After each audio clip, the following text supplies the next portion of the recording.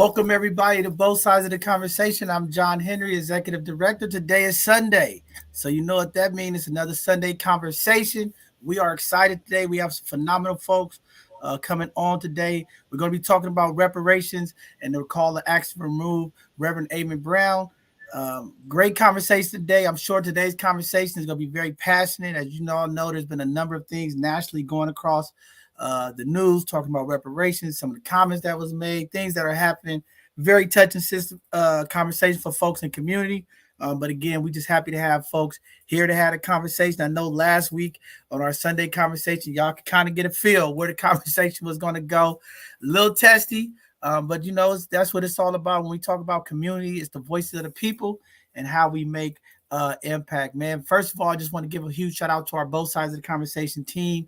This weekend we had a phenomenal event, and I want to give a huge shout out to the Mission Prep School and all the amazing staff and folks over there that are continuing to work together, trying to bring solidarity to the community as we continue to try to impact our families. I know y'all been seeing the news stories across the city as more and more San Francisco folks are struggling to put food on the table just to make it for day-to-day needs as the cost of inflation continues to go out of the roof.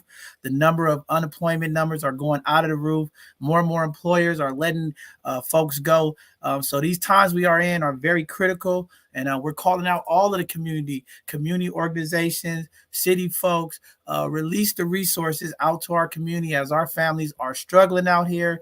And we've seen a lot of that this weekend. So it's a blessing just to be out in community, out in space, representing the mission, supporting our Latin brothers and sisters and community. Again, at both sides of the conversation, we're about bringing solidarity to the community, making sure that we help impact all communities and we walk together in solidarity. But great event, and just excited about that. Also want to give a huge shout out to my guy Pedro tying the knot yesterday. Oh man, amazing wedding, and just great to see families come together, different backgrounds.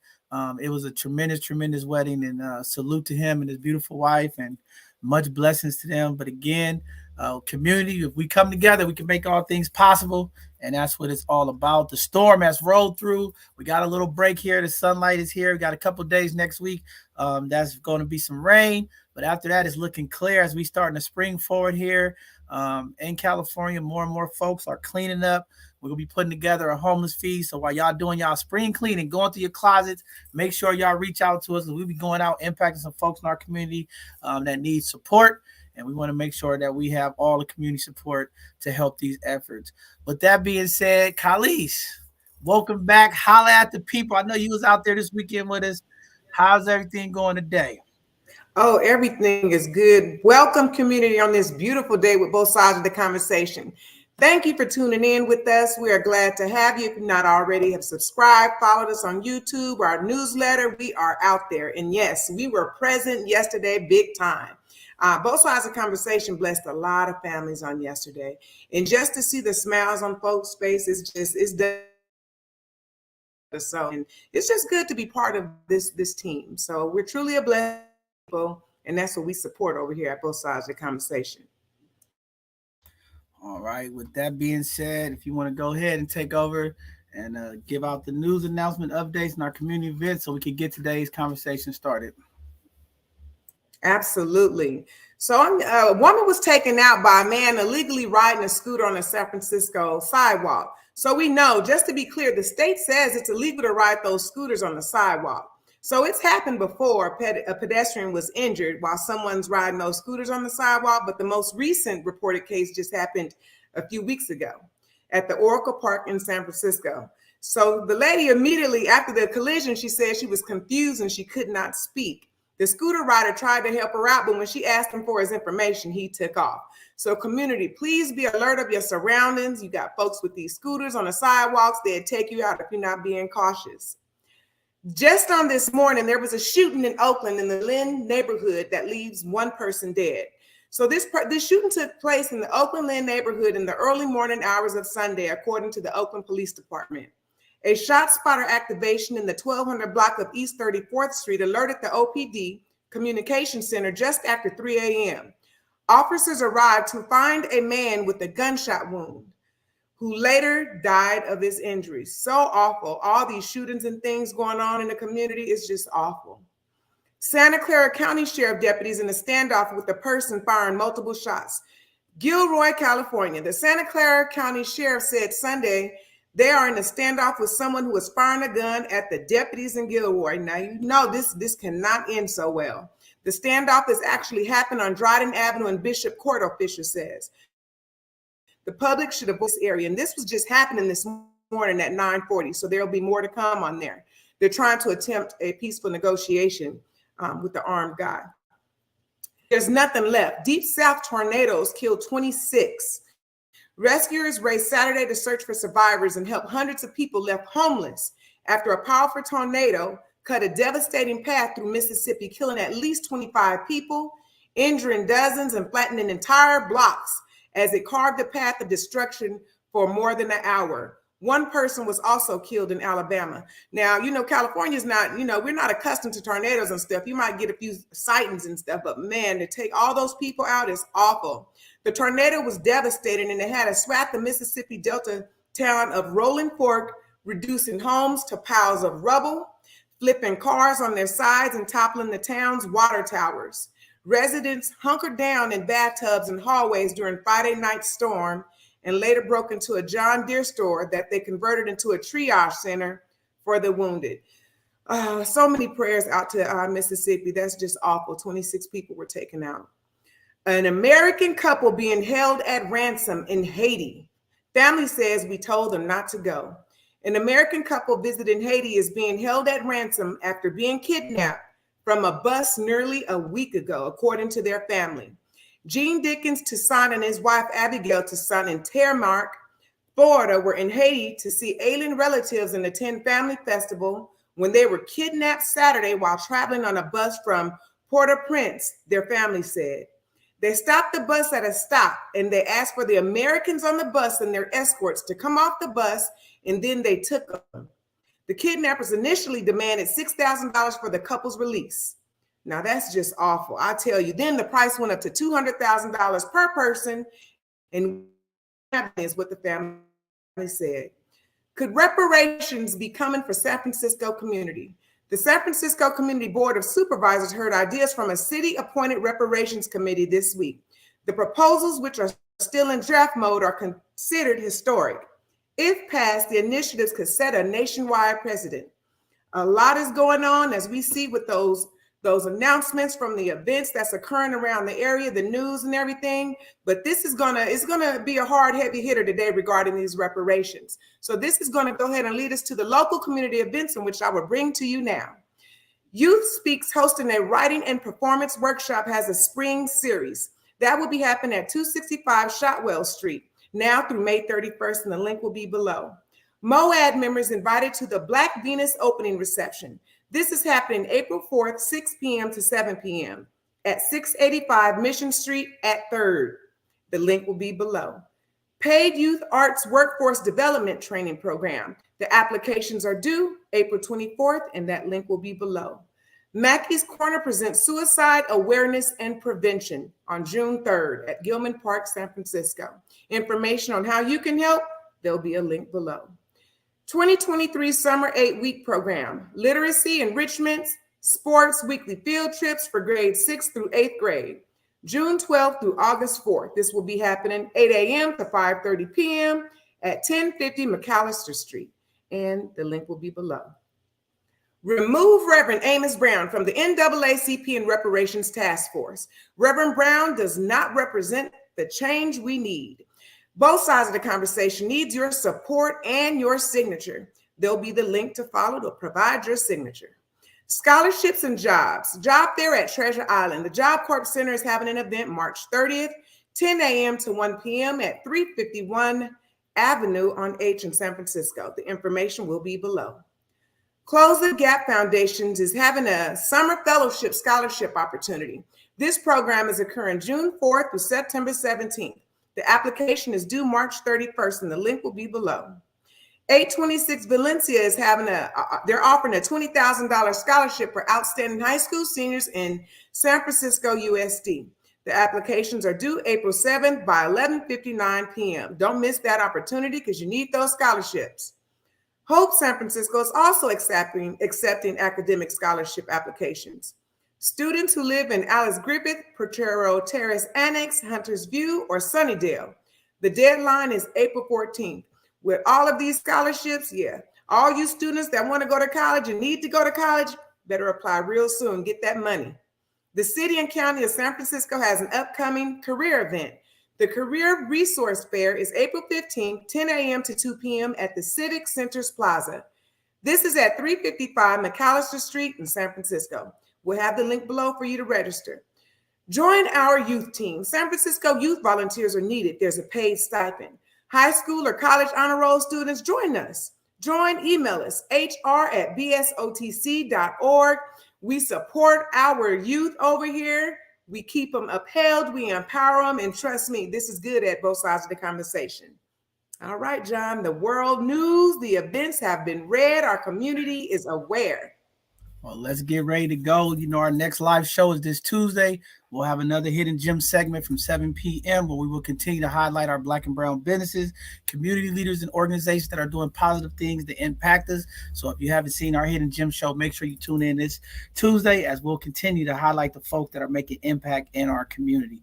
Also, this Thursday coming up, we're going to have another educational Thursday. We have a phenomenal sister that's going to be coming on to be talking about preparing for a rainy day as we continue to intentionally make sure financial literacy information gets to our community. Come learn some new tips, some new tricks, community. As I said earlier, money is getting tight. Discretionary funds is running low. People are struggling out here. So come learn some financial tips to help you get your budget in order and get ready to put some money up for the rainy day. We are still looking for volunteers to help support the organization that we're running here at both sides of the conversation. If you have a skill set, you want to give back to the community, you don't have to sit back and wait. Say, I've been trying to connect with the community.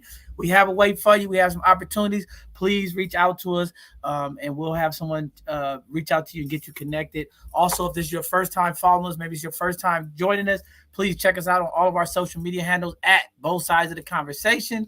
And, we ready for that. So check us out. With that being said, Khalees, you want to go ahead and go over the reparations, the call, or you want to go ahead and bring up today's guest? Well, we can go through it. Come on, let's bring up the guest. All right, we're going to start bringing up today's panelists. They here to talk about reparations and the call to action. Get some different perspectives. We'll get some ideas. We'll get some solutions. And we're going to start bringing up the brothers and sisters today. First, we'll start off with my brother, Howard Smith. Welcome to both sides of the conversation, King. Go ahead and holler at the people and let them know a little bit about you, brother. Thanks for having me, first of all. And I'm short on describing it, who I am. I just want to tell you thanks for having me.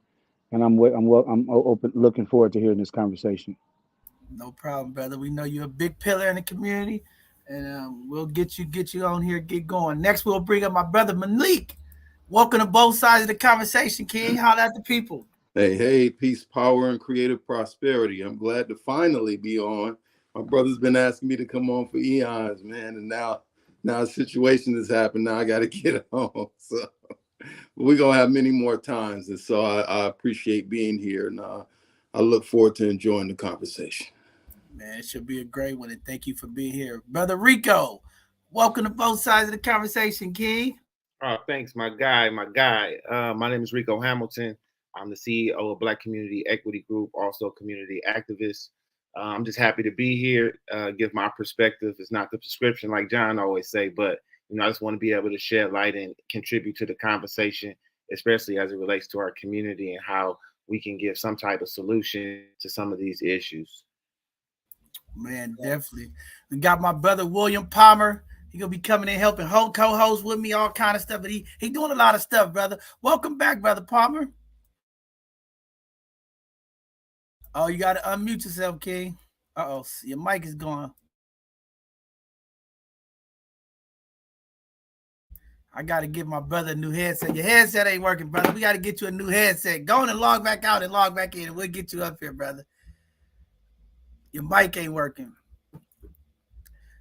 All right, while William's trying to get his mic, we'll get William back up here. We got a couple other guests that's gonna be stepping in a little later in about an hour. We got a historian, and we got some other community folks that want to chime in. They making some runs, but they gonna get in here. So with that being said, we're gonna go ahead and just get into today's conversation. And when William gets his mic back right, we'll get him up here.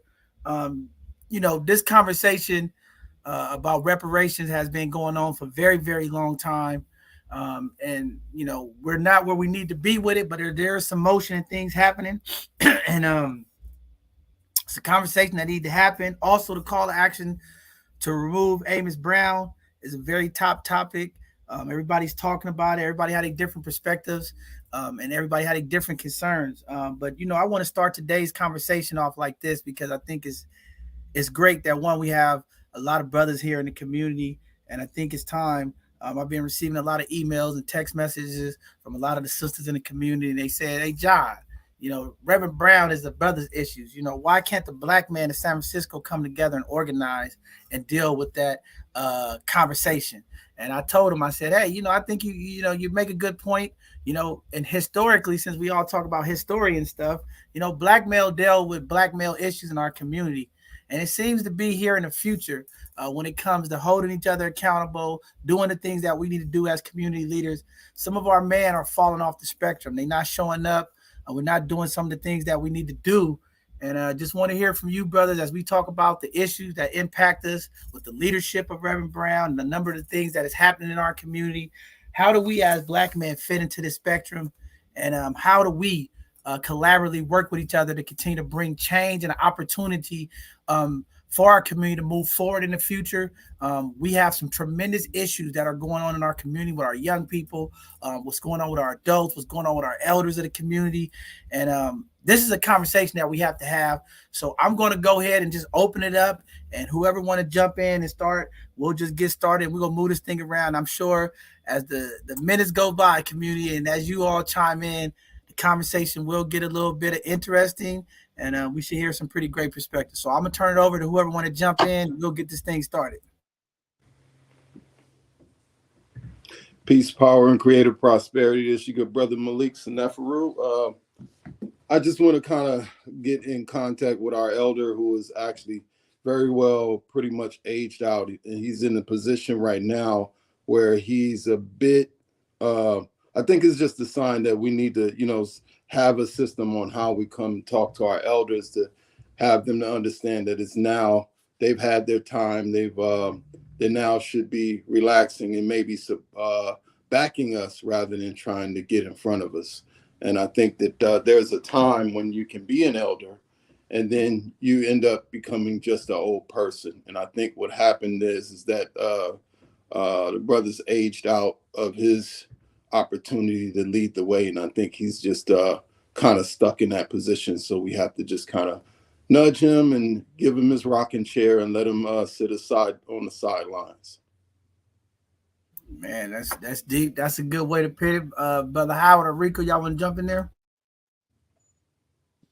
Yeah, I would say that it's been past due. I think a lot of times in the black community, what we do is we work so hard to get to a certain point, and when we finally get to the gates and we become that guard, or we feel like we're the vanguard or the gatekeeper of the community, we never want to let it go. So like John, you say it all the time, is that people die with so much value, right? And not even talking about monetary things. We talking about the value in information, the value in history, and all the things that they know on how to protect our community, how to uplift our community, how to navigate through city systems, and the different things that the knowledge that he have, the wealth of it. And a lot of people don't even know it. A lot of young people will never get that information. It'll never be passed down. So a lot of times our elders, they hold these positions forever and never passing the knowledge to the young people who are out there in community. And I don't think that the young people or even men don't want to be a part of the fight. I just think it becomes frustrating, and it becomes super frustrating because it's a challenge, because we're challenged every single day, not just by our elders. We're challenged with our women at sometimes. We're challenged with each other. We're challenged by the system. You know what I mean? So it becomes very, very, very frustrating at a point where, I know a lot of young men who wanted to be a part of, helping community and things like that. And it just seemed like the engine would never go because of they might have had a felony or might have had little things that kind of tainted their name, or didn't have a degree and community in the community want to support them, and didn't give them that support. So I think it's going to take all of us to kind of come together and figure out, like, how do we support each other, because it's not no one size fit all. We are all made up differently. So how do we look at people ideas and find a way to support them, and stop being in this mode where we feel like we the gatekeeper, and as the gatekeeper we become the oppressor. Now all of a sudden we the cracker, right? We the ones who cracking the whip. We don't want to support nobody. We don't want to support our community. We get these little funds, we get to tripping. So I think that we really got to do some self-evaluation and see what we doing as individuals, so that we can become just better individuals for our community, and we can really say what we need to say. A lot of times men ain't gonna say nothing because they not doing what's right. So, and women. So I'll say that. Man, that's definitely powerful. Brother Howard, you want to jump in there or you want to wait a little while? I'll jump in. I think one of the problems we have, I think, in our community, starting with us as Black men, is we don't know our history, right? And I got to saying, I've said it oftentimes, that if we don't know about our yesterday, it holds us in captivity and in shackles of today, and rob us of us of our tomorrow. So truthfully, in all honesty, we just in shackles today in our community as Black men, because as Malik said, as our elder, Reverend Brown, he shouldn't be even have the power to hold us at all to do anything, right? We have the opportunity to step up to the plate and make things shake, right? Like like I've told Reverend Brown and many a times, like, you don't have a dog in a fight in the school, man. I got children in there, I got nephews in there, so they fight is different. You know, for him being his legacy right now being tainted because of whatever decision he's made, I think he should reevaluate that himself. But that shouldn't stop us for creating our own legacy, right? We should be able to come together and create our own fight, because we all have different fights, right? And Reverend Brown, of all people, he knows. It's like there's a lady named Ella Baker that was in the NAACP, and she told Dr. Martin Luther King, "Hey, Dr. He said, Martin, though your fight is not those young people fight." And Stokely Carmichael and them got together, and they did the sit-ins. That was all college students. Dr. King and them was still doing their thing, but the college students had a big impact doing the sit-ins. So at the end of the day, they can't stop us from doing what we need to do for our community. And that's where I want to throw that out there. Also, I want to say this real quickly. What I want to start, and I hate using those personal pronouns, what I like to start with us is, as of today, I'm making an announcement here on this stage. Lefty Gordon, God rest his soul, used to have what we have called the kitchen cabinet meetings. And I want to bring that back to the table. And what that looked like was department heads from the city used to come and sit down at Ella Hill Hutch, break bread, and any issue we had in our community, if it was Park and Rec, if it was DPW, if it was whoever it was, DPH, they was all at the table. And the mayor was had sent somebody to be at the table, and sometimes they were there at the table. So we can attack different issues that we need to attack in our community that pertains to us and our children and our families. And so that's what I'll say to that. And that's where I am with it.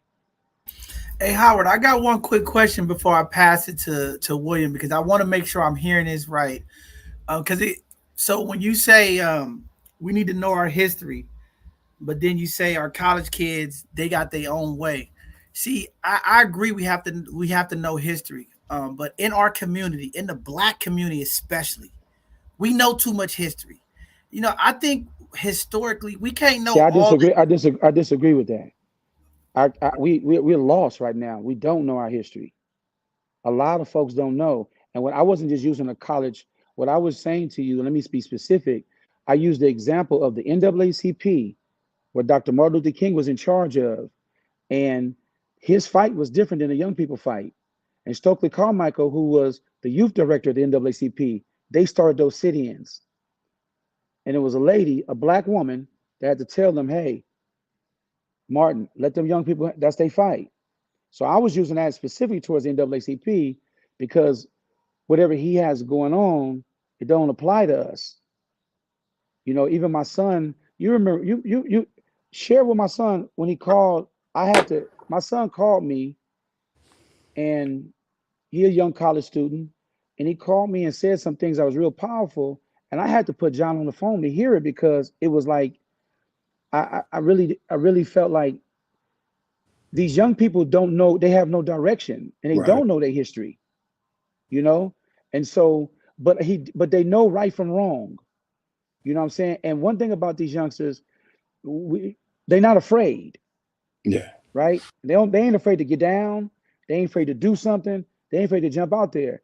And this is what I'm gonna let John share the conversation that we had with my son. And this conversation was, he called me, and I'm gonna start in, and John, you can finish it. He called me and said, his exact words was, "Dad, what's going on with Reverend Brown?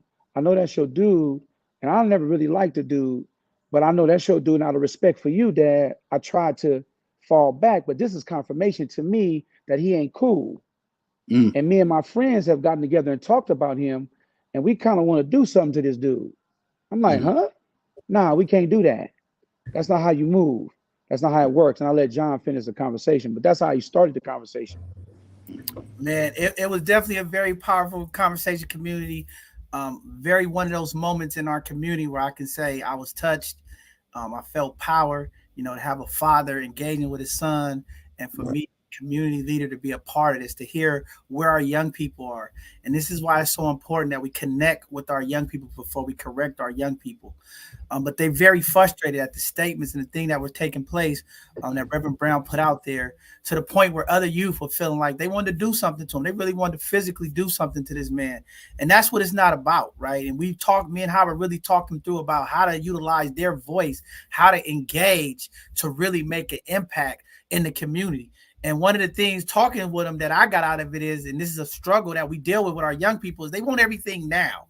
They don't understand the processes and the obstacles that we have to go through to make change. And sometimes to make change, the day you ask for the change, it might not happen for a year or 2 years, but the fight continues and we must push through. But just to be there in the presence, and this is why I say Black fathers mean so much, to hear Howard articulate with his son very clearly of how he needs to process and go about the business, is something that was, I mean, it was one of those moments, Malik, where I could say like more community dads needed to be a part of that. I mean, what Howard was given to him, and to change the young brother perspective, and for him to give his respect to his father, but also take the criticism and what he was given to him in a manner that was very, I mean, it was very useful, man. And I mean, we don't get those opportunities to be a part of that.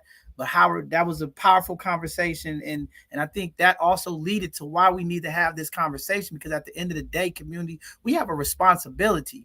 And although we get frustrated and things happen, it's a certain way we have to move, and a certain way we have to lead. And to have Howard on the phone with the young people like that, his son especially, to move in that manner, is very, very what we need in our community. And that's what leadership is about, how we deal and interact with our young people, and how we lead by example. Because a lot of times, man, we got situations in the community right now where our fathers are interfering in young people's business. We got mothers out here fighting with their daughters, with young folks. Like, we got a mess going on. But at the end of the day, through conversations, through understanding both perspectives, and just to hear the patience from Howard to listen to his son and to really receive how he was coming, because he could easily be like, nah, you know, but he really listened. And I think that's the biggest challenge in our community with our adults, and why it's so hard to bridge the gap between our elders and our young people, is being able to listen and understanding both perspectives, and not just saying, hey, it's like this, because a lot of time our elders are just like, this is how it is. This is how I was raised. And we're trying to force our historic trauma and our things that we went through to the present time. And that's not always the right tools to uplift and move our young people. So I was just very appreciative to be a part of that conversation. And we left him with some tools and some jewels and a different perspective, because I know at the end of the day, he left a little bit different thinking than he was when he picked up the phone. So I think that was definitely a powerful moment, definitely a change in narrative moment for community. And let me say one thing before someone else says something. One thing I want to tell you all, when you start talking about history, right? Even our age group don't know their history. right? And so, what I will say to that is this: when you looked at Dr. Martin Luther King, and you looked at Malcolm X, and you looked at those leaders, my question always, as a young person, is who are they training to be the next Malcolm, and who are they training to be the next Dr. King? And it wasn't nobody they was training. So why do we expect a Reverend Brown to train us to be the next, even Reverend Brown? We can't expect that. We got to actually just go out and really organize and come together and really, when we get in positions as a Reverend Brown has gotten in position, we have young brothers like Rico's son or my son come up. We can't be afraid to transition that power to them and allow them young people to and teach them everything we can teach them, but be willing to transition that power, because that's what it's about. It's a power struggle, in my opinion, part of it. But go ahead. That's what I'm going to say. But Howard, I got to push back a little bit because I have to disagree. I think it is our job as men and women of the community to develop the next generation of leaders. All right. The best way to measure a leader is how do you develop other people, right? Other cultures get this faster than our culture. If we don't equip the young people with the tools that they need to be sharp, civically, engaging with the community, understanding the role of the power, if we don't have that and we don't start equipping the young people, we're going to continue to lose as community, because we need leadership. We need our elders who have information. And this is where I'll be talking about our elders when they talk about respect. See, all the elders, when I talk to them, they won't respect. The young people need to respect us. But in that respect, there's a transition of information, understanding, humility, and compassion that goes along with that respect. And when you don't have that, and you don't have the confidence, right? Because a leader is about effectiveness. See, and when you get up in age and when things start transforming, it's about how do you recognize? And then if you don't have the next generation of leaders equipped to recognize it, to hold the folks accountable, to make sure that we continue to move that process forward, we are stuck, stagnated, and delayed, and we are confused. And this right now, what's going on in our city, what's going on in this country, is a generation of confused folks because of poor leadership. And Yeah, this is why we're not saying nothing. We're not saying nothing different. You're saying the same exact thing I'm saying. I'm saying to you that we got to be the ones to be ready to transition and get and transition our next generation leaders, because the Dr. Kings didn't do it, Malcolm didn't do it, and Reverend Brown ain't gonna do it. Is what I'm saying. So it's gonna be on us to do it. So we're saying the same thing actually. So I go ahead. like to add in on that, gentlemen. So the thing is that I understand where we're coming from. I would not like to compare a Malcolm or a Martin to an Amos Brown, number one. Number two, Malcolm and Martin did bring something, but it was the counterintelligence program that prevented the information from moving forward. There was a counterintelligence program that threw everything, including the kitchen sink, at the 10-point program of the Black Panther Party of self-defense. So the issue is, the reason it's not so much that our elders didn't do nothing.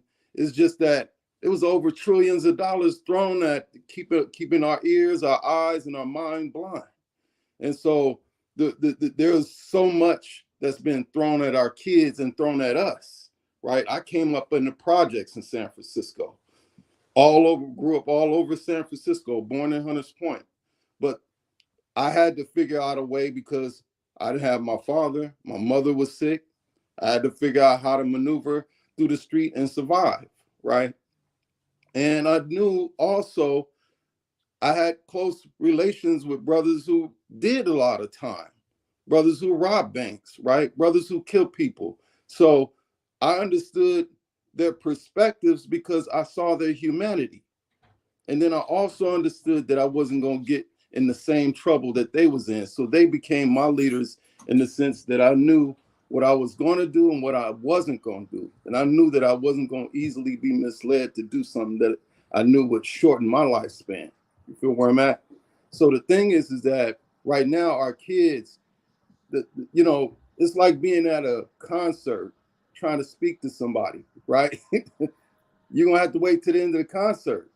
They ain't going to hear nothing you saying.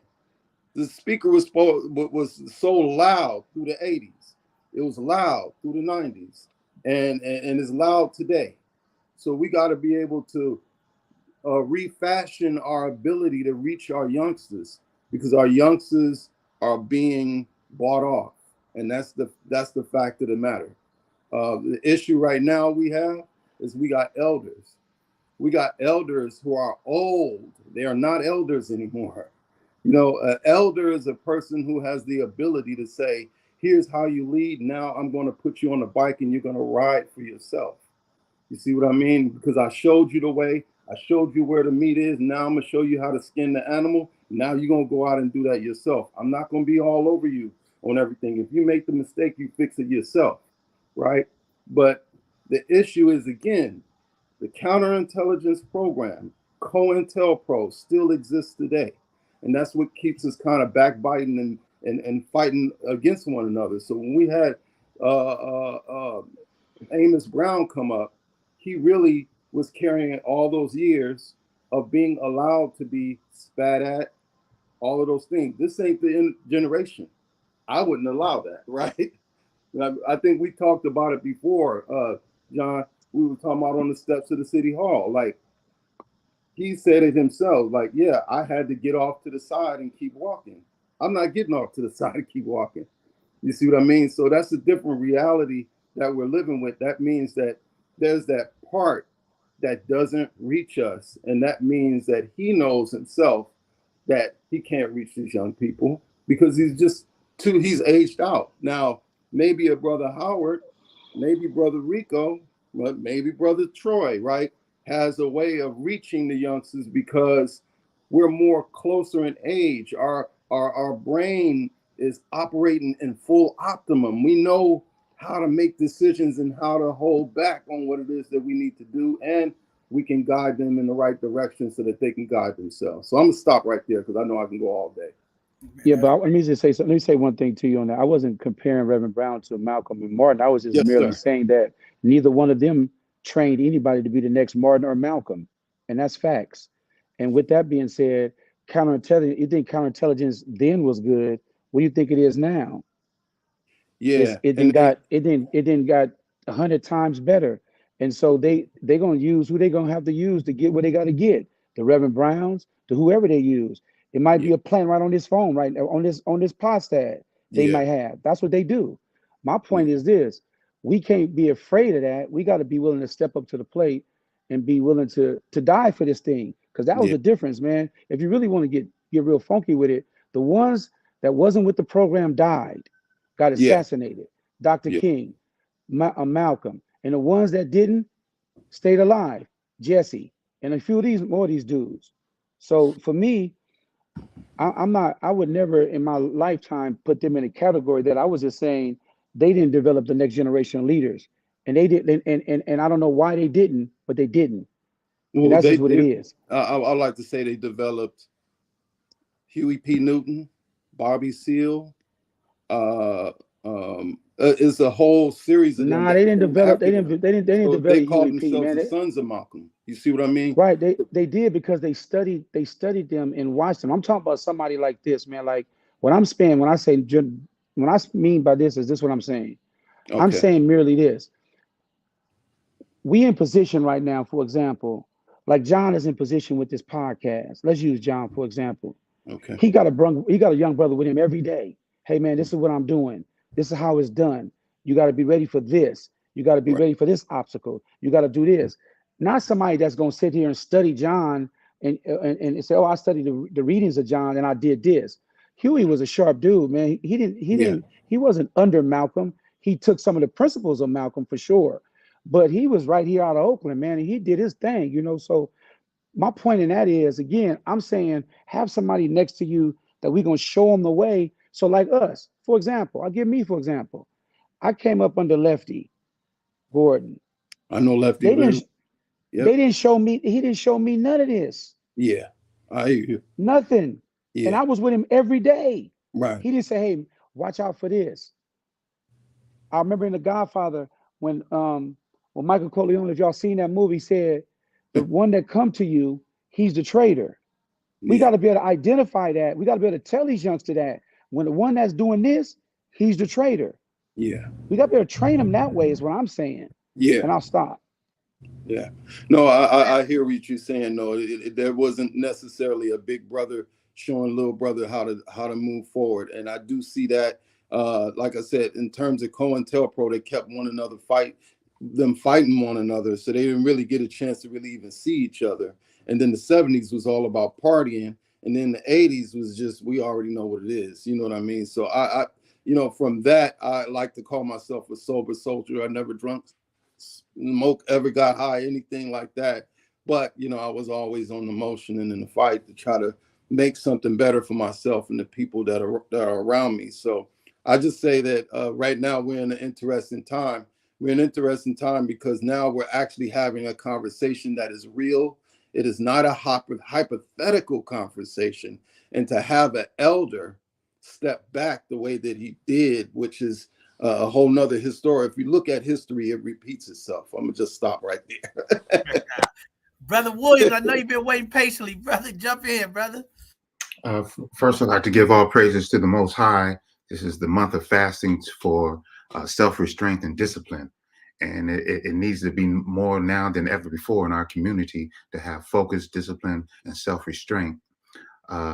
I'd like to thank the brothers on this panel, man, for even just including me, especially you, John. Of course, I'm new to San Francisco, but I've been sitting back and watching and listening as well as moving forward.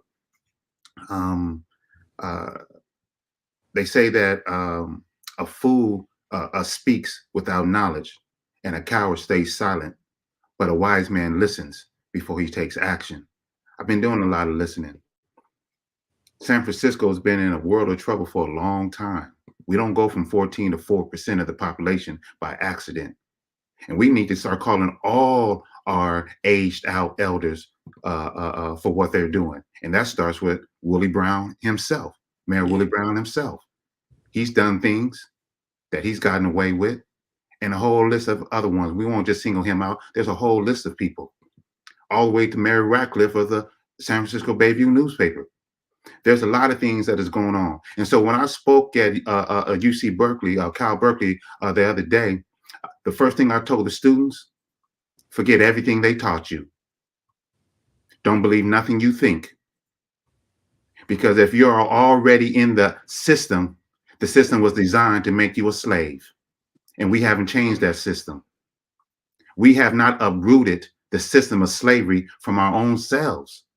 And the first thing we have to do is stop being in the red one-room school system that the Rockefellers created and that most of our organizations are founded on, because we are following the footsteps of white supremacy. We just put a black face on it and say we're doing it for our people.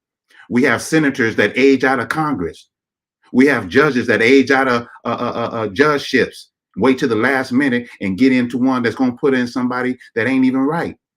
We have to have a process, just like we have a rite of passage for our children to go from children to adulthood. We also have to have the rite of passage for our elders to go off into being councilmen, advisors. Like you said, you got to age out of the leadership into councilship. And if you ain't got it then we already know. We say, thank you for your advice, brother, and keep on moving. But you ain't making decisions. Decisions got to be made by decision makers. And sometimes he ain't a decision maker. So I met Amos Brown when I first came. Some of the people tried to introduce me him to create my reentry housing program under Life After Next. And he just looked at me and was like, gave me the little head bob, never returned my call. So my opinion of him was already formed and shaped. But moving forward with our community, this Black First Unity movement that I tried to start when I was the editor-in-chief of the paper, a lot of people don't know how to roll like that. They don't know how to leave off their hyphenated pronouns: Republican, Democrat, gay, straight, elite, street. We have to leave off all those negatives, because Pookie and Ray Ray need to respect the bougie, and the bougie need to respect Pookie and Ray Ray, because we all play a part in how we're going to move in this. And everybody needs to be at the table. And we need to have leadership from every segment of our population, because we are not a monolithic. We all come with different skill sets, and we need our soldiers, and we need to raise them. We need to instruct them, like we've been saying. We need to school them. And the way that you do that, like you said, you bring them along with you, and you say, this is how we move, this is how we do things, and this is what we want. But at the end of the day, bro, are we boycotting those who are not for us, whether in our community or outside our community? And are we spending our every bit of resources with those who are pushing us? That is the break. That is the difference between, because if the leadership of the city of San Francisco goes to Amos Brown still today when he's making moves like that, guess why? Like, I give you 3 guesses and the first 2 don't count. It's because they know who they got in place right there. I remember when I went to his church and Nancy Pelosi came in with her bodyguards and all the officials, and I looked around, I said, San Francisco got all this homegrown power, and we in the position that we in as a Black community, and we keep voting for these same people? It falls on us now, because everyone on this panel right now have already spoken the truth to knowing what's going on, and are we still voting for the same people that keeps us in the same position or falling down? And I say, let's stop. Let's create another party, the People's Party, and let's turn the tables on them. There's enough of us, formerly incarcerated, Black, brown. You want to say that brown and Black are together? Okay, let's see. Let's create a People's Party and see how many people is going to come to make sure that the politics and the policies and the laws make sure that the people have what they need. And I'm gonna rest right there. I definitely was anybody, I don't want to, I know. Go ahead, Malik. Go ahead. Anybody else? So, you know, I think the major thing right now is that the ball hasn't been passed for very long in San Francisco. If we look at the Black family, and I'm staying on topic, y'all. If we look at the Black family in the 60s, mother, father, children, all in one home, growing up together, going to school, going wherever they go to worship, right? And that was the issue. And I'm pulling that into the fact that back then there was really no leaders until we never really depended on the leader. We depended on our community, right? So when we talk about a leader, right, we're talking about one person to go do something for many, right? But I think if we can change and shift our minds around one person doing something, because, you know, this is a country where folks vote for one person to do something, right? When really we know that the president is a figurehead for the office, right? So, but it takes a village to raise a child. Why can't we vote on the village, I would say, right? If it takes a village to raise a child and it takes a village to raise the standards, then that means we need to build the village, right? And so what's in a village? What's in the village? We have our elders, right? And then we have our old folk, right? Some of our folks who have retired from being elders. That means that they are no longer ones that we might come and deal with all of our village issues, you see? Hey, Dante. So in the sense that I'm saying is that, you know, we look at it from a position of how do we build our village? I think we are very capable with what we have here to build our village in San Francisco. Is only 7 square miles. And the city is more taller than it is wide or long. So we can definitely build the village and really bring our communities together.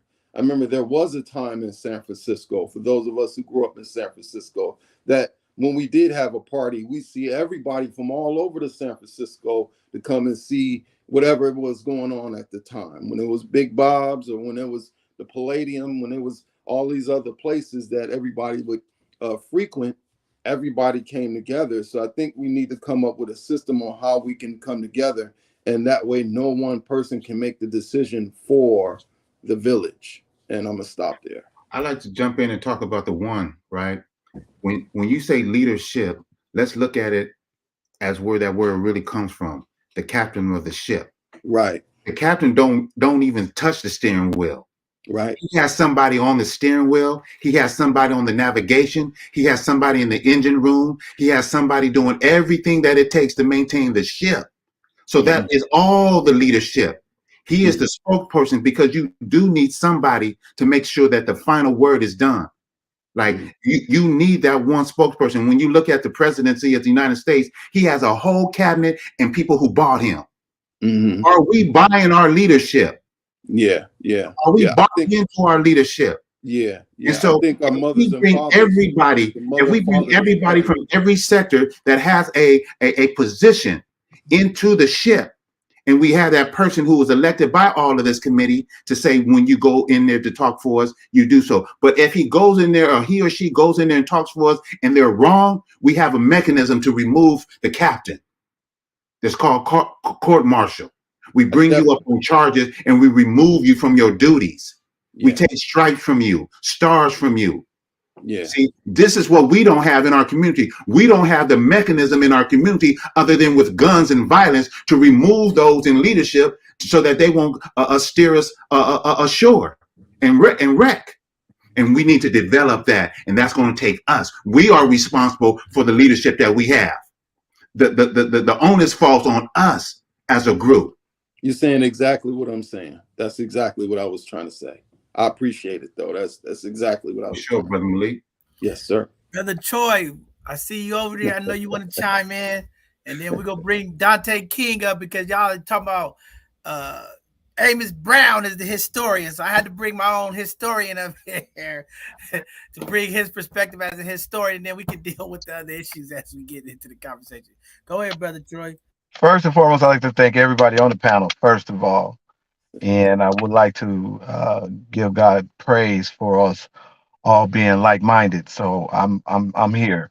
I want to be a part of the conversation, and I'm admiring the way John came with this kind of platform so that we can go around many of the barriers that are blocking us from achieving unity as a whole in the Black community. And so this was deep, and I applaud the brother and everybody involved with both sides of the conversation, all the people that he has on his staff. I appreciate this opportunity. And so with that being said, it just blew my mind that we even have a letter asking for the leadership to step down that has been leading this city down the Black community down a hole for so long. I'm 58 years old, so as long as I've been here, the leadership has been shooken, and because during the time I was born, the leadership was, attacked by the government, and that's where we are. Malik hit a lot of points. So we all know what happened. We all know where we are today. And I'm gonna tell you right now, it's been really a relief to see this kind of energy in our Black community. We haven't even been doing nothing like this. Nothing. We've been watching the murders in our community. We've been watching the thieves in our community. We've been watching the degradation of our women. We've been watching this. At least I've been here, right. And I've been watching it. And I'll tell you, to do anything in the community on my level would have definitely shortened my life. I wouldn't be here. I'm 58 years old. I wouldn't be here today if I was under the teaching. So I'm born in the 60s, and I definitely was mentored by the Dr. King and Malcolm X's and the national leaders that they put out for everybody to see, other than my uncles now, and that's a whole nother story. A whole nother story. But Mom, I'm second generation here in San Francisco, and so I've watched San Francisco for the last 58 years. I mean, I'm gonna say I'm consciously. I remember when I was 3 years old when Dr. King got killed, so I'm definitely conscious. I remember definitely, like I can talk to you today about it. We had pictures of Dr. King all over my house. I thought Dr. King was a family member. I really did. I thought, when we all cried when he got murdered and all of this, that affected me as a young man. As a young man, as a 3-year-old, that affected me as the person I wanted to be, like Dr. King. I wanted to be like Medgar Evers, Malcolm X, all of the leaders. I wanted to be like that. And to tell you the truth, by them killing Malcolm X, I'm only 20. I think I was 20. I'm 35 days old when they killed Malcolm X. I'm born January 15th. 1965, the exact day of Dr. King as well. I have a lot of relations with Dr. King. And so I really was wanting to be a leader. But I tell you, I really thought about it as a young kid that I would not die like that. I'm not going to die like that. So I wanted to rethink about how life was. And it took me a long time to just be where I'm at right now with you guys conversating about this stuff. This stuff is not something you just conversate about in our daily lives. You know, my feelings, what I feel about for the Black community, how I see we have broken, chains with each other. We don't, think like when I was born, we cared about one Black brother getting hit on the street, getting killed. Getting killed was even out of the question, but just getting hit by a car, we would all react. Just a kid out in the street getting beat, but we wasn't taking no pictures while somebody getting beat up. Right. We not supporting somebody getting beat up when I was a kid.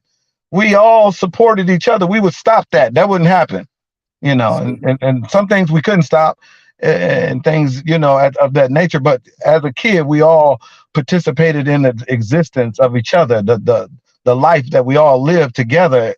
It's amazing. Anyway, I watched the system tear us apart. It's not us as people. It's the system, as Brother Malik alluded to, and we all know this. Yeah. It's the same system that has our alleged Black leader, Amos Brown, who I remember when he came to I'm born in San Francisco. He's not born there. Right. So I don't care how much of a historian he is. He's not a historian about my city. Right. I know when he came, how he took advantage of what was going on being said. That's how he got in the position, using his voice at the time.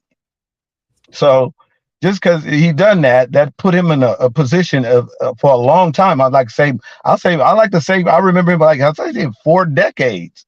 Come on now. So 4 decades in San Francisco as a alleged leader. Well, I say 3 decades, even 3 decades as a leader. Right. We see where we have became as a people. So I think we need new leadership, and I want to be part of the people who can change this leadership. I wouldn't care I like I said, I made it to 58, and I did that purposely. I watched myself during the crack epidemic. I watched myself. I'm in the neighborhoods. I grew up in the hoods. So with that being said, I'm part of everybody here in the struggle. I want to be a part of the people's party and all the things that we need to do to change this damn system. It's a monster. We're gonna be the David against this Goliath, and I definitely want to be with you guys. So I'm chiming in. I'm on. And the thing about the death of Malcolm X, right after the death of Malcolm X, developed Chairman Fred Hampton. So when we look at Chairman Fred Hampton, he was built for Malcolm X. So this is how it all works. But the thing is that Fred Hampton was murdered at 24. You see what I mean? That's why you didn't have the transfer of power in the Black community, because again, the counterintelligence program, the Rainbow Project, all of these other projects, the Project Paperclip, all of these other things that keep us amazed and astounded at things that had nothing to do with us. And so, and that's what has us in the condition. I'm gonna stop there. I know we have some brothers on that. Yeah. So I want to do this because I know Dante King is here, and we talk about historians. He's one of those keepers that had that information. But I wanted Dante to give a perspective. I know you see all of the headlines, Dante, what's going on, the comments that was made, some of the proposals that Reverend Brown put in his letter, and just the way that he interacted and went about the decision, making those statements without the community support, without his board support, without the NAACP report. But I know from a historic place, and I know you traveling, so I know you're trying to get to a location. We appreciate you being here. But I want you to give a perspective, because I know when you read the letter, I know you've seen it, I know you heard it, I know you're real connected and in tune, but just wanted to get your perspective and historically how these type of things continue to happen in our community, and then talk about some of the measures and things that we need to put in place to come to resolve that. But go ahead, Brother King. So there's a lot to be said on this. I'm trying to get to a place where I can have a stable connection. So please forgive me. I should be in a place with a stable connection within like 10 minutes.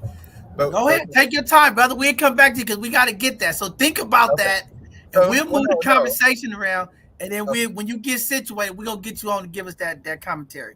Can you hear me though? Yeah, we can hear you. You can? Okay. So one thing I do want to say is I think number one, it's dangerous to situate leadership or power into one person. And I think that we've been socialized to do that, but you don't see that. Take, for example, white culture. You don't have white people espousing that or looking or situating or locating power and leadership into one person. It is spread throughout that community. It is spread throughout the group, right? And they have created a cultural landscape or a cultural situation here in America where they are in agreement with each other's leadership, right? That has historically has looked different in the Black community. And those of us who are Black and have more of a radical view of Black empowerment and pro-Blackness, we are relegated into being radical or of the activist nature, one that is extreme. Like you'll hear those types of words used to describe people like that. So you have, for example, someone like Martin Luther King, who white people were very comfortable with. And I can relate to that because I've been through these white institutions in terms of my educational background, and I've worked in corporate management jobs, leadership positions, where white people have been very comfortable with me. And so they've used that as a justification, their comfort based on my ability to assimilate and have a command on their language and present in ways that they are comfortable with. They've used that to position me. And what I find in most Black people of the Amos Brown nature is that those people, similarly to myself in my 20s, are used as tools against the larger Black community. They don't have the larger Black community in mind when they are making decisions and when they are at the table, because they have a price. And so therefore they can be bought and sold, as he has been bought and sold by the power structure. And that's not just at the Mayor London Breed level. That's at the California governorship level. That's at the federal level, because he's going to receive compensation and be incentivized for taking the stand that he's taken. But that was also true for Dr. Martin Luther King, Whitney Young, James Farmer, James Foreman, when they were persuaded to begin taking money from white philanthropists. They were given, I think, $1.5 million that was supposed to be disseminated across the Black community. CORE got some of that money. SCLC got some of that money. All of these groups got that money. And then they were subsequently, after the 1963 March on Washington, you don't hear very much about the civil rights movement, because at that point they had been bought. They had been bought. And I need you all to hear me on this. And so when I hear someone like an Amos Brown, yes, it's not just about Amos Brown, but it's about this cultural, ideological illness that I talk about as the psychology of anti-Blackness, where you can have someone who is very unfavorably critical when it comes to Black people. So we're not capable of managing our money. We're not capable of intellect. We're not capable. I just left from the San Francisco Library doing a presentation about this, because any and every subjective quality or characteristic, it's always going to be positioned or looked upon in the negative or through a negative orientation as it pertains to Black people. So when I hear someone like that, not only is that type of opinion or philosophy dangerous or destructive. It's very dangerous in the way that it functions, because you're espousing that Black people aren't capable of managing money that's given to them. And what I would say is this: whether Black people want to take their $5 million allotment and go buy crack or go smoke it up, that's their decision. That is their right. White people do whatever it is they want to with their money. You know, many of them snort cocaine, they're on crystal meth, but we never talk about that as in terms of a comparison or a comparative situation or example. Rather, the negative opinion and views are always focused on Black people. And I'm just really, really tired of it. I'm exhausted. If Black people want to go buy guns with their money, great, go buy guns. Most of white America owns not only one gun or two guns or three guns, but like 4 to 5 guns per household. Mm-hmm. So we deserve to do whatever we want to do with whatever we're given, and nobody has the right to police it. Yeah. I like to agree. Just a moment. I like to agree with you on we have a right to spend our money as we wish, right? But I also like to add to that, we must encourage each other how to spend our money with each other. See, because even though white people buy cocaine and do some wild things with their money, F it off, that's the part of money that they design. Like they budget F off money. They don't budget rent money. They don't budget business money. They don't, I'm saying they don't F off business money. They don't F off family, generational wealth money. They don't F off the money that is allocated and budget for their success as a community and as an individual. So we want to make sure if we are going to spend money how we want to spend it with each other. We want, and I want to, and see, I'm not from San Francisco. I'm not getting 5 million, and I'm okay with that. Like, I'm not coming up in here trying to say where's my portion. But what I would like to add is, are we as individuals or collectively going to search out to make sure that we empower those who aren't going to get that?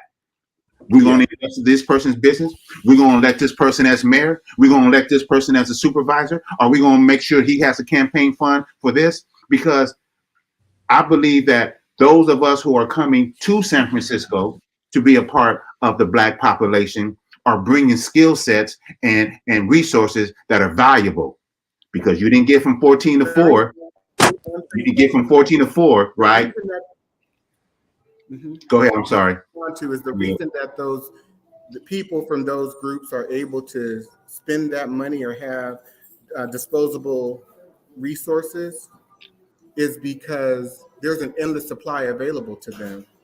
You know, even someone like me who's very skilled and educated in terms of what that means in the white educational or academic framework, if I were to be on a job and then lose it, I can't go and call Aunt Becky or Uncle Tim and end up in another job of the same caliber the next week. It's going to take me much longer. And that happened to me personally. I didn't have those resources.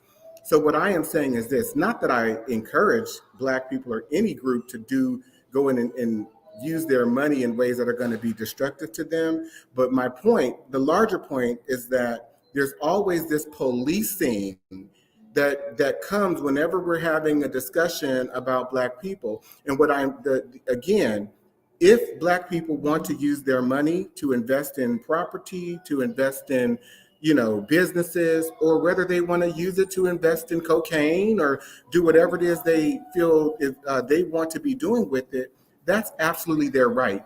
And white people and other people from non-Black communities, leaders from non-Black communities, as well as leaders from the Black community, don't have the right to police that. The other thing I want to take to task is that you do not see in white culture them looking to religious figures as their leaders. If anything, it is the political and people who are involved in politics and the legal system that they look to as leaders. We are the only group in this country that look to entertainers. We situate entertainers as leaders, and the mistake that we have made is being so preoccupied with economics because that is the white value structure that defines success in America, in white America, that we are willing to situate entertainers, people who don't have an ability to think critically, people who haven't really done anything that I would say is deemed necessarily of the type of respect that we give them. You can create a clothing line, put shoes out, Yeezys, and all of a sudden you're an icon, you're a genius. And it's all situated upon and within this value structure. I'm not saying that to tear him down because he's creative just like I'm creative. But what I am saying is that we've adopted such a low standard or such low standards of a value system that we prioritize people in positions who have not done anything. And then these people, see, here's the deal. People wanted to go after Kanye West once he said something that offended white Jewish people. But over the last 10 years, his rhetoric has been anti-black, anti-black, anti-black, anti-black. And you know what happened? He got bigger, his brand got stronger. And so when I see someone like a Amos Brown, he's not off brand with most of the leaders that we have, or most of the leaders that Black people say are leaders in this Black community. Because we've created a sham society. And Dr. E. Franklin Frazier, in his 1957 book, The Black Bourgeoisie, he talks about that. He says, Black people have developed a self-hatred for themselves, trying to strive toward progress standards that are rooted in whiteness, in white normativity. And it's destructive. So I'm gonna try to get to a quieter area, and then I'll come right back. And I'd like to add to that. One of the reasons why our entertainers have been pushed to the forefront is because they were the ones with the microphone in their face. So when you take somebody like Muhammad Ali, who had a strong position against Whitey, he became beloved around the world, as opposed to someone like Malcolm X, who also got the microphone in his mouth, in his face. Someone like James Baldwin, who also got the microphone in his face. Someone also who are less entertainment and more activists got the microphone in his face. So we have a propensity to distrust politicians in general, and especially those who are our politicians. You can't name 5 politicians in the Black community that we truly trust and believe in. So what we're saying is we have to guide our community to those who do speak for us, whether they be entertainers, politicians, or the brother on the or like Malik, who's an artist. Artists are one of the most prolific leaders that we have because they speak to truth. Their art speaks to truth, especially if there are artivists, where they are putting the image of who we need to become if we're not that already. So we do have to reframe who we are listening to. But let it not be said that one thing about Kanye West, he is a ayat, as they say in Islam, a sign for us. When he did bash us and became good in Whitey's space, but then when he got to see Whitey in his own space, he came back to us and said, guess what I saw? And that was the time for us just to listen. Even if we didn't want to follow him, even if we didn't want to forgive him and like him, at least he came back and said, look what I saw when I got to that space. These are the people who's keeping us down. But how many of us is still buying Louis Vuitton? How many of us is still buying Balenciaga, whatever they call his name? How many of us is still buying those same records from the same record producers and executives that are being producing destructive music for our people? Even though he told us who it is and what's going on. And that's the message that we need to take back, even from the mouths of fools. I think by that time, though, too much damage had been done. So I'll be back in a second. So I appreciate you guys once again. I love this conversation, but I'd like to know, we got a letter on Alston, Amos Brown, and then we're going to go after anybody else. So like, what's our next step? That's really what I'm here for. Right. I want to know what we're going to do next. I want to stand for us and make other gains as Black people. This is what I want to do. What we're doing. Yes. What's next? Yeah, I think really, I would love to speak on that, my good brother Troy. What's really next is us, right? We have we have our plans and we continue moving forward, right? And we don't let anything slow our vehicle of transportation towards where we need to go down. And then us meeting together, we keep this going on a regular basis. That's what's next, as to know that our elder stumbled because he didn't have his cane with him, right? So because he didn't have his cane, we're going to let him go ahead and sit down, and we'll grab the mic for him. He doesn't need to speak anymore because he's lived long enough to sit down.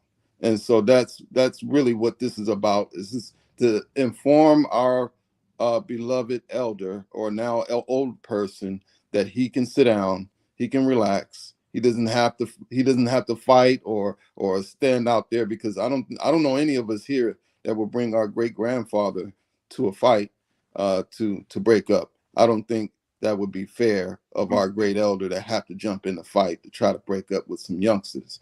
That would be for us to do. So we just let our brother elder know that it's our turn. We got this, brother. We love you. Thank you for loving on us. But we got the answers for today. And if we need you, we invite you to the party, and we'll give you a special seat where you can sit down and see how we get down. And Malik, I'd like to add to that.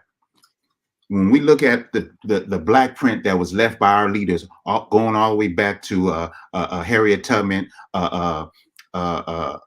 Marcus Garvey, Malik Shabazz, El Haj Malik Shabazz, as you like to call him, Malcolm X, and so on and so forth. We have a black print of the Black Panthers. We have a black print on how to construct the black community and its success. Just because the COINTEL tore them down, hey, let them come. Let them come again. But we have what we need. And if we don't come together in town hall meetings and make a black agenda, and I call it Black First Unity, and say, this is what we need to do. We need our own school system, our own education system. We need our own health department, our health system, so that we can cure ourselves the way our body needs to be cured. See, we don't need man-made medicines and knives and go on to surgeries like they may need. That goes against our very nature.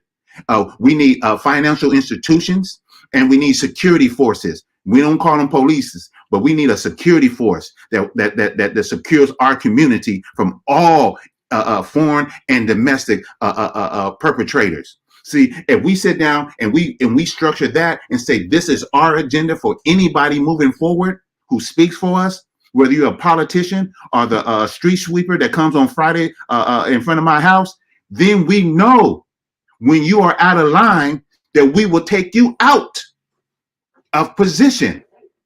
See, a leader, if he has a mandate and an agenda to go through, we don't have to worry about what he says, because he's going to say what we've already agreed on and what money we are allocating for that. And we are going to be confident to put our money into that, and our bodies and our support. And we should have these gangsters that are among us, these tough men ready to die for that. And when we talk about equality for women, our women's movement, how many of y'all are ready to take up and ready to move with us as well in lockstep? Stop arguing with each other. Stop putting each other down. We don't need to say anything negative about each other. We should have our own community committee that solves all our beefs with each other. But we should have all our leadership from every corner of San Francisco ready to put down that agenda and move it forward. And if we have to go to the Black Panthers or anybody else to look over what that is, let's do it.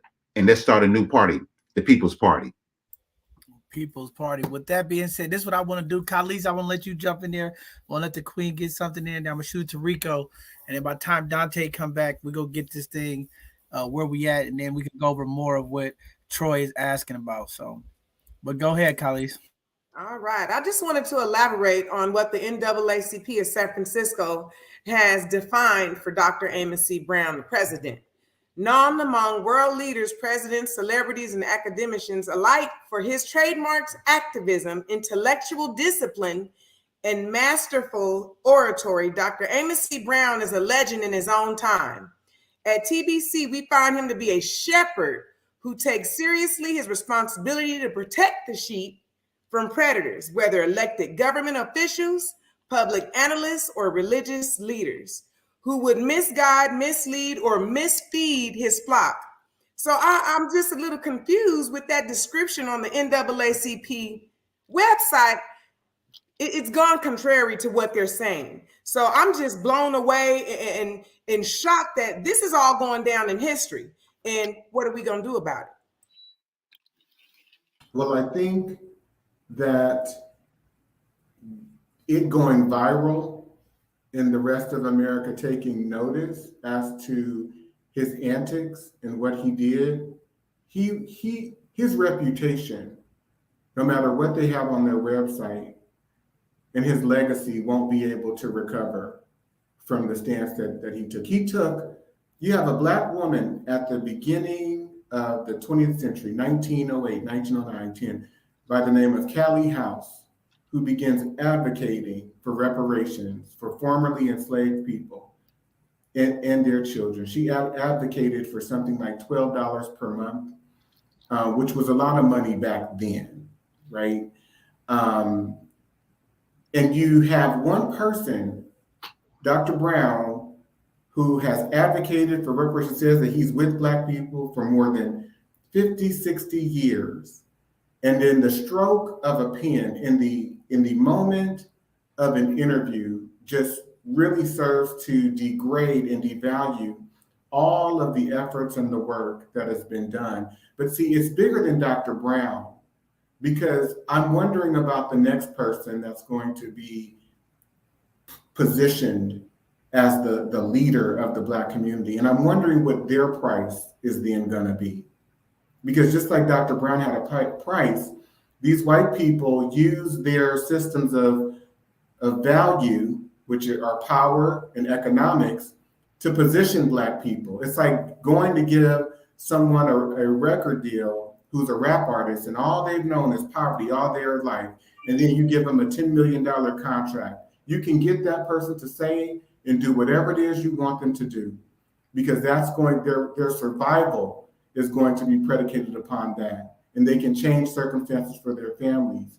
It's sad, but it's true. And I've watched it happen over and over and over and over again.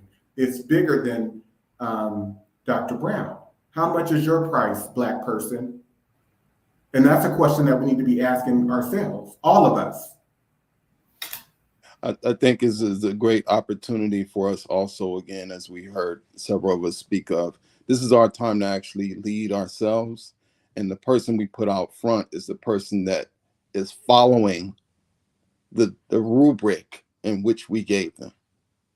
So the real thing is that this is the time where we build the rubric on what is to happen. Once they lock out of step, okay, hold on, back for inspection, right? That's not what we said to do. We're gonna have to either pull you down or you get back lock and step to what we have asked for, what we want to happen, right?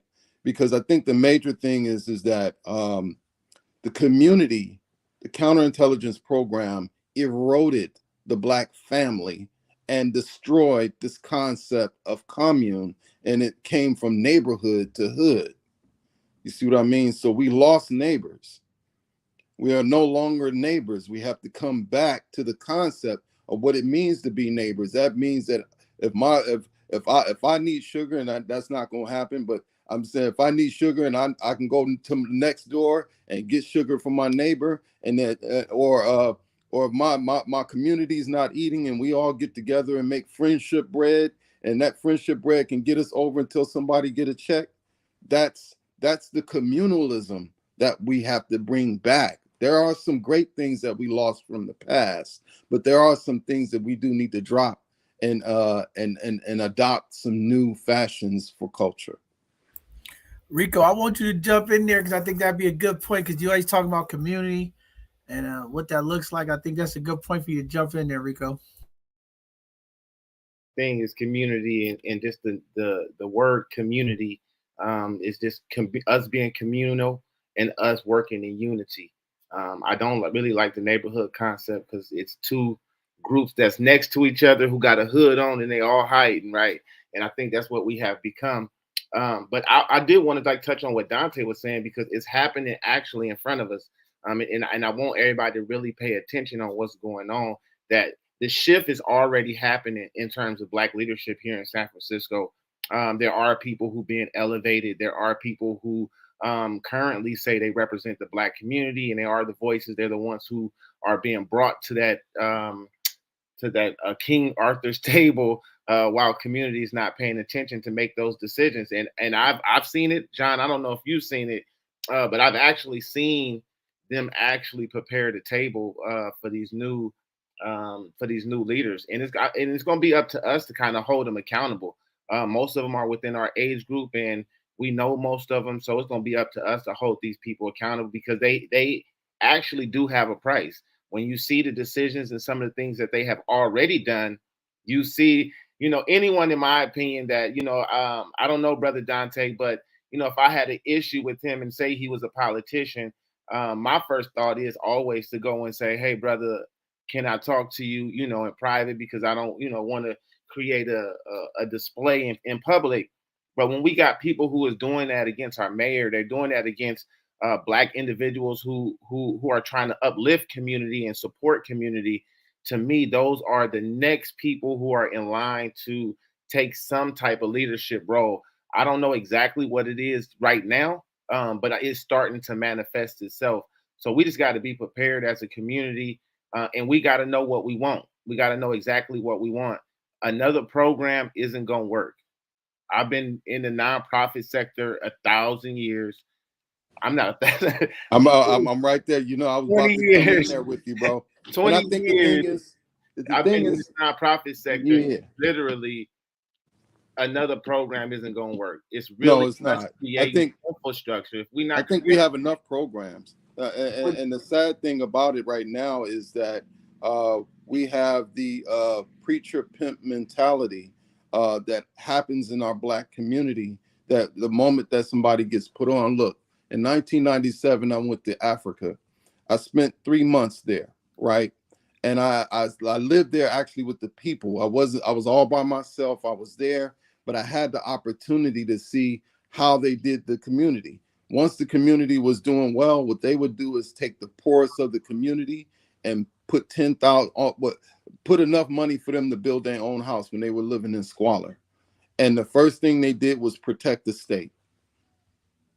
This is the thing that has been happening here in San Francisco, throughout the Bay Area, all over America, is that the moment that we're about to make a decision, they put folks up that don't mind taking the job, that was not really interested in this type of work that we're doing. Now, I'm saying everybody should come to the table. Everybody should be working for the best interest. But when you put a big dollar sign on a check and put somebody there that wasn't really swinging grapes in the fight, right? And what I mean by the fight to save Black families, right? To save the condition of our children in these schools, right? That is a difficult reality for us. I think it's very difficult for us. I've been working since I was a young man. I've been working in nonprofit work, and the nonprofit originated from the Black Panther Party. That's what a lot of people don't know. It originated in Bayview Hunters Point. So like the 1967 shootout in front of the Bayview Opera House influenced the Black Panthers to carry guns in South Oakland, West Oakland, and East Oakland, right? So when we talk about really what we have to do, we have to actually better the infrastructure of what we have right now. Because what we have, all that we need, we just don't have the foundation. Like I said, this $5 million, cut the check, right? But not just cut a check, but we need the resources to communicate amongst one another. Because we already know what it's like when a young person get enough money in their hands, they ain't got nothing to say to you, right? Unless you have a plan. So I think if we come up with a plan, because it doesn't matter what we do with the money, but at the same time, this is our time to get ourselves prepared so that if we're going to be that community that each of us have $5 million, and there's a way that we can be able to connect. Because the question is, who's going to farm? Who's going to stick their hands in the soil and bury the seed for the fruit? Who's going to go hunting, right? Who's going fishing? Who's going to clean the stores? Who's going to be there, right? We got to figure it out. I'll stop there. No, I let Rico finish. Go ahead, Rico. I definitely think that a lot of people, they already have their minds and their plans around what they're going to do with if any reparations come. Black people are very, very smart. We doubt our people so much. Yeah, you might have a few that fall by the wayside, but when you think about just in history in general and all cultures, when people have access, you're going to have those who squander it and become like white trash. It's just what it is. And I'm just giving that. I'm glad you said that. Just to say, like, they all had access, but then everybody didn't do what was right with the accessibility that they had. So some became white trash, but a large portion and a greater majority became very wealthy off of the slave trade or off of the resources that the government provided for them. So I think it's up to us to really look at the infrastructures that actually create equitable change. When we look at media creates equitable change. We have no Black stations that promote Black individuals, Black businesses. That's 100% mainstream. We had BET, but now BET isn't us no more, right? So everything they're promoting is us, or it's soliciting us in a negative way. Like, we don't have nothing that promote positive Black images all the time, that promotes accurate information all the time. That's not about a Democrat versus Republican. It's not about religion. It's just about providing accurate information just to our people on where to get the resources from. We don't have that. When we look at our education system, we don't have Black education. No matter what, I don't care what school you went to. I don't care how Black it looked. The indoctrination is not Black, period. You got it. It is not for us. It's not about us. We learn differently. We move differently, and we need to create educational infrastructures for our young people to learn based on how we learn. We learn to the rhythm of the beat. Everybody, we learn to the rhythm of the heartbeat. That's why when you look at young kids who are artists, right? Them artists, they be genius. Like, most people didn't even know Lil Wayne was a literacy genius. All these people are really geniuses. So I just think, like, how do we start looking at these different infrastructures and creating our own version of it so that we can uplift our young people? We need our own Black private schools. We need our own Black private banks. We need our own privatized construction companies.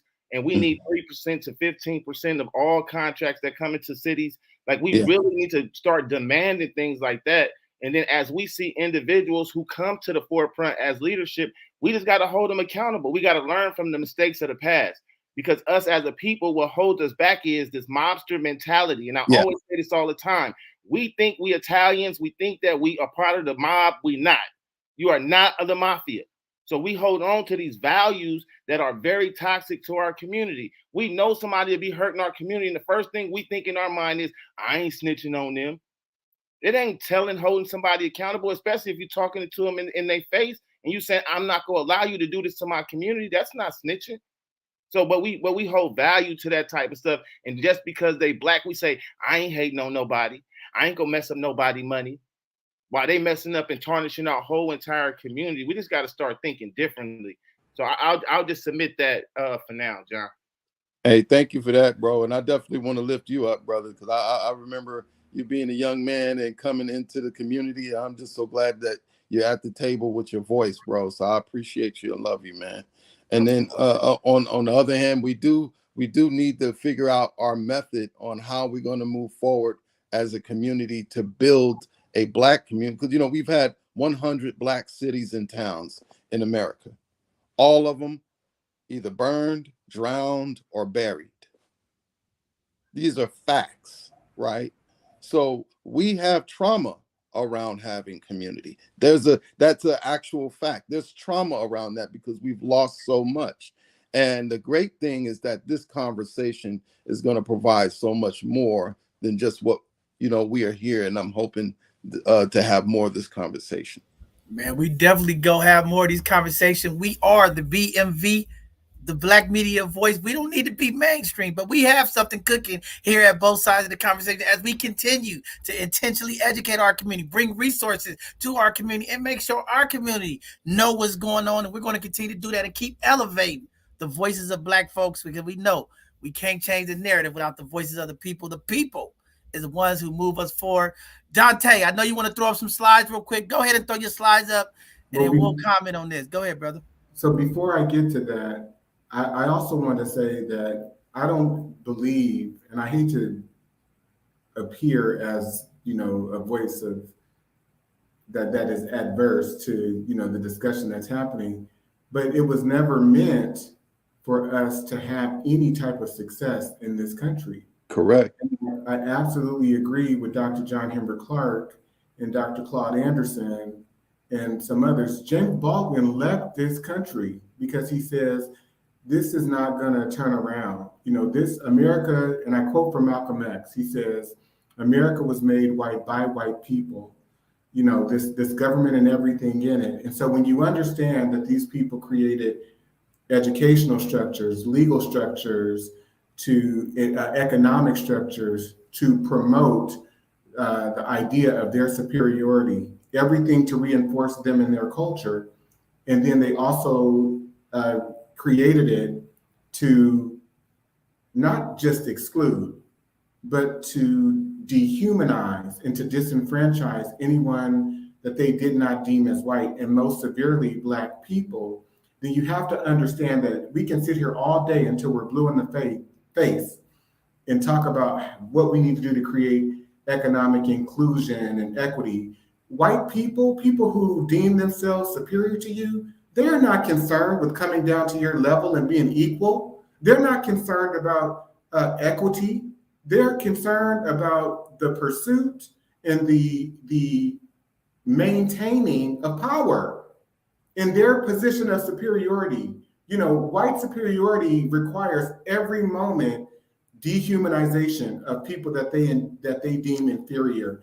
And so we then have to understand that at the same time, the same year that President Abraham Lincoln signed the quote unquote Emancipation Proclamation Act that freed 3.9 million slaves, he also signed into law that same year the Homestead Acts, which granted white immigrants and white Southerners and white people all over this country the ability to claim 160 acres of free land. And all they had to do was live on the land and somehow improve the property, and the title and deed became theirs. In 1909, that allotment of 160 acres expanded to 320 acres of land. You have white people right now who are the descendants of people who went out and created townships for themselves. And we have been preoccupied with this whole idea and narrative of 40 acres and a mule that was tied to some temporary field number 15 order that was issued by, forget the general, but we have low standards for Black people and what we believe should be ours. You get what I'm saying? And so we're at these tables talking about equity and inclusion, and we have low standards. And white people are the most ignorant, deficient, mediocre people when it comes to understanding history and how all of these things have worked in their favor. The 1926 Supreme Court decisions of Corrigan v. Buckley that established that racial restrictive covenants, that properties could be deeded with white-only deeds of trust, that Euclid v. Ambler, that deemed that racial zoning ordinance were legal practices throughout all cities and locales in the United States. I haven't even gotten to redlining yet. You have a government and a legal system that has been established for the well-being of white people. And it has been used against Black people, and we are trying to convince white people and non-Black people of our humanity.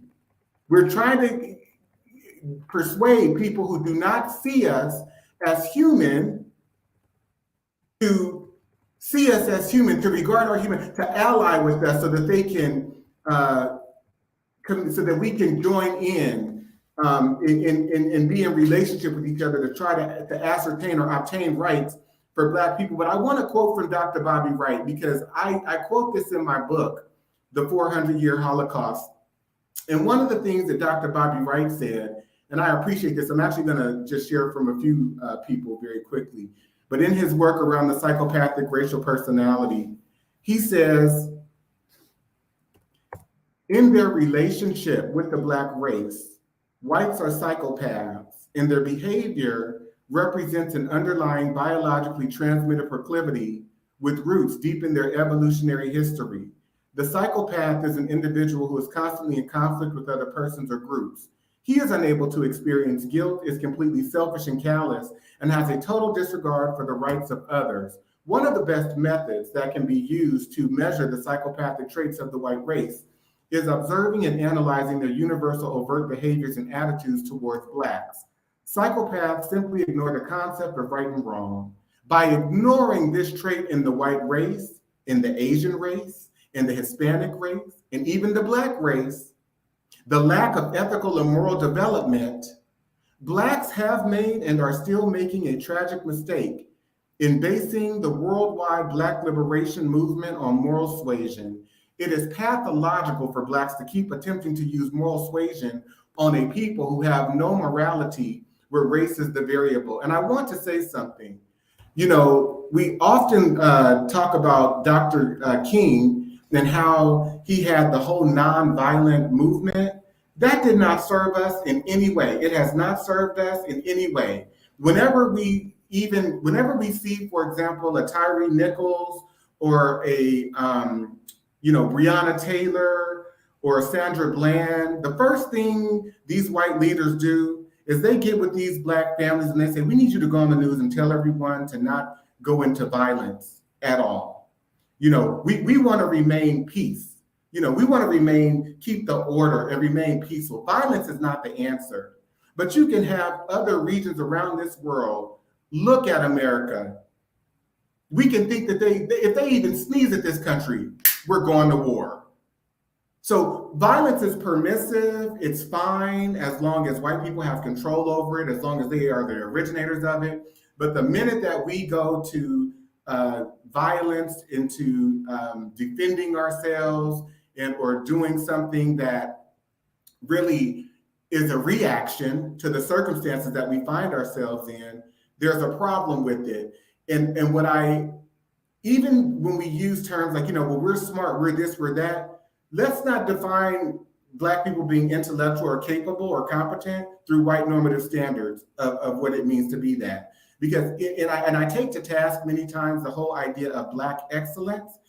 If you talk to most people about what Black excellence is, it's going to be aligned with standards of white normativity. That person went to college, they got a master's degree, they got a PhD. Look at how well they speak, they present. This person is a lyrical genius.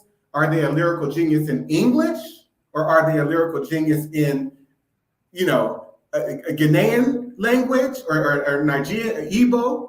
What are we talking about? In what context? And so we have to reframe what we've even thought about as knowledge, as intellect, because it is my conclusion in understanding that white people in this culture, although they are responsible for creating the landscape and cultural phenomena of anti-Blackness, they have been successful in programming everyone in this country to be sociopathic towards Black people. And that even includes people who look like us. There is no value in allying yourself with other Black men and women, but there's all the value in the world if you try to align with the white power structure, and these white people will position you and incentivize you for doing it and participating in the destruction that is genocide of Black people in this country. So we need to be clear on that. Very well said, brother. I definitely want to grab your book, and I definitely need to grab a personal conversation when you have time. I am a historian by hobby. It is not my profession. However, as you see, I posted the concept of double consciousness But also, you know, the issue that we have is that we have so many that has come forward. We had a Dr. Khalid Abdul Muhammad who came very to the position of looking at this idea on how we really need to be who we are without any chaser. And with that, you know, fighting fighting with someone else's weapons is the issue of culture that we know. All we've learned to fight with is with someone else's weapons. We have not a language of ourselves. We have not a way to our folk ways or mores or cultural norms. Those things are sort of erased from our psychological lexicon. So with that being said, you know, every step that we take may feel like a step backwards, but in the same time, you know, we as we consider ourselves as Black people, we are the triple darkness, the unseen, and the unseen one is often the most powerful one, and that's why we're highly feared. In that note, we often fear ourselves far too much, and that's why we don't give ourselves enough credit. So with that, I think that's the issue we're dealing with. I think that the $5 million would definitely make some eyebrows look up, and maybe make some great decisions. I think there's going to be some amazing things coming at hand. That the fact that we have this discussion and some things that are about to happen that are coming in. We are in the year of manifestation, and so this is all through us manifesting. Even if we have to build a new culture and build our own language, you know, these are some things that we have to work at. Yes, and I'll just say this: it should have looked like 50 million per person. Yes, indeed, that's in America. This Yes, is money. 100 million. This is money that is owed to us. This is money that is owed to these families. People need to stop looking at this like charity. I just shared a few examples with you all that showed how white affirmative action was, how it evolved, how it was built and structured. And there's even more. There's more to it. From even you take an organization like the City and County of San Francisco, who have policies against hiring Blacks. So how is one even to begin to afford to live in decent living conditions when you're economically deprived and your opportunities are cut off at the ankles? You know, and most of these people, especially in San Francisco, like my grandmother and my grandfather, they came to San Francisco in the 1940s. My grandmother was a housemaker. She scrubbed the floors and walls of white people. And then you say I'm undeserving? They weren't able to thrive or collect Social Security because under the Social Security Act of 1935, anyone in a domestic or farm worker capacity was excluded from that legislation. I mean, we have to be looking at all of these things, and that's what I map out, not just in my book, but in courses that I teach. Because if you study it from a legal perspective, these white people created laws that established that Black women could not be raped, that young Black girls could not be raped. This whole entire culture was saturated. You've got rape and prostitution, human sex trafficking being the core foundation economic institutions to this country. And so we are looking for people who do not have a conscience as it pertains to Black humanity to give us something. We think that they're going to feel sorry enough or have impulses that allow them to feel some sense of guilt. Absolutely not. I deal within these institutions every day, and people are hostile to Black humanity. I'll even ask you to do this. I'm gonna shut up. Go and look at any story on Facebook or YouTube that concerns a tragic situation pertaining to a Black person or Black family. Most of the comments are going to be asking, what did that person do to put themselves in a position where they experienced that tragedy? What did that person do to bring that tragedy on themselves? There is a lack of empathy, not even a lack, there's an absence of empathy and an absence of compassion when it comes to Black people. And I love that, being Black with no chaser. because we have to be willing. I mean, I put my book out because I was about to commit suicide. I meant my book as a last will and testament, and I had to Black people, and I had to take a stand and say, F it, because it's not worth it to live in this situation any longer where you're damned if you do and you're damned if you don't. I don't care how much education you go and get, you will still be Black. And if you show up as a Black man specifically with confidence, and don't be masculine emoting, because they're going to talk about toxic masculinity and all of these things to rationalize and justify your displacement and canceling. I want to say, I want to join Malik in that discussion with you whenever y'all convene. But I want to say, when I was up in that cave for 31 plus years, I read that book, which you read from, and many others. And the system made me spend 23 extra years because they knew I was reading that literature. And I had to go to the court to fight my way out of prison because they knew I had been radicalized and I was, like the brother said, double conscious, right? So I applaud you, brother, and I don't applaud brothers individually very often unless they deserve it. I applaud you for what you've done, for saving your own life and making sure that you save other people's life. And I think what I did was I had to find a way to speak what you just said in a way that didn't even make our own people fear of me. Like, I came with that message and that heat, and Black people was like, oh, whoa, brother, you can't talk like that. And so I said, well, how do I transmit this message in a way that my people can receive it, because we need it. But I think today is the time. I think now is the time to stop being coded and start saying it like it is. And I applaud you again, because it's time to say it just like that. Go ahead, Howard. Yeah, I'm gonna jump in here. I think with the brother, first of all, I appreciate what you shared, and I think we all should be running to try to support the brother and buying that book and just getting the information, if nothing else, but just to support another brother, because part of it is it's the systemic mindset that they have captured, have arrested our mindset ever since slavery, that we don't support each other in this kind of form. So I just want to say I appreciate and I love you, brother, for putting it out there, because at times I think I feel your frustration, when it comes down to it, because at the end of the day, especially for me, when I show up, I'm 6'3" and I'm dark. I can't hide that shit don't hide. They know what it is. You know what I'm saying? So at the end of the day, I done walked in these rooms where they looked at me. In fact, I was just in Utah and I went to Applebee's just to get me some salmon, and the whole restaurant stopped.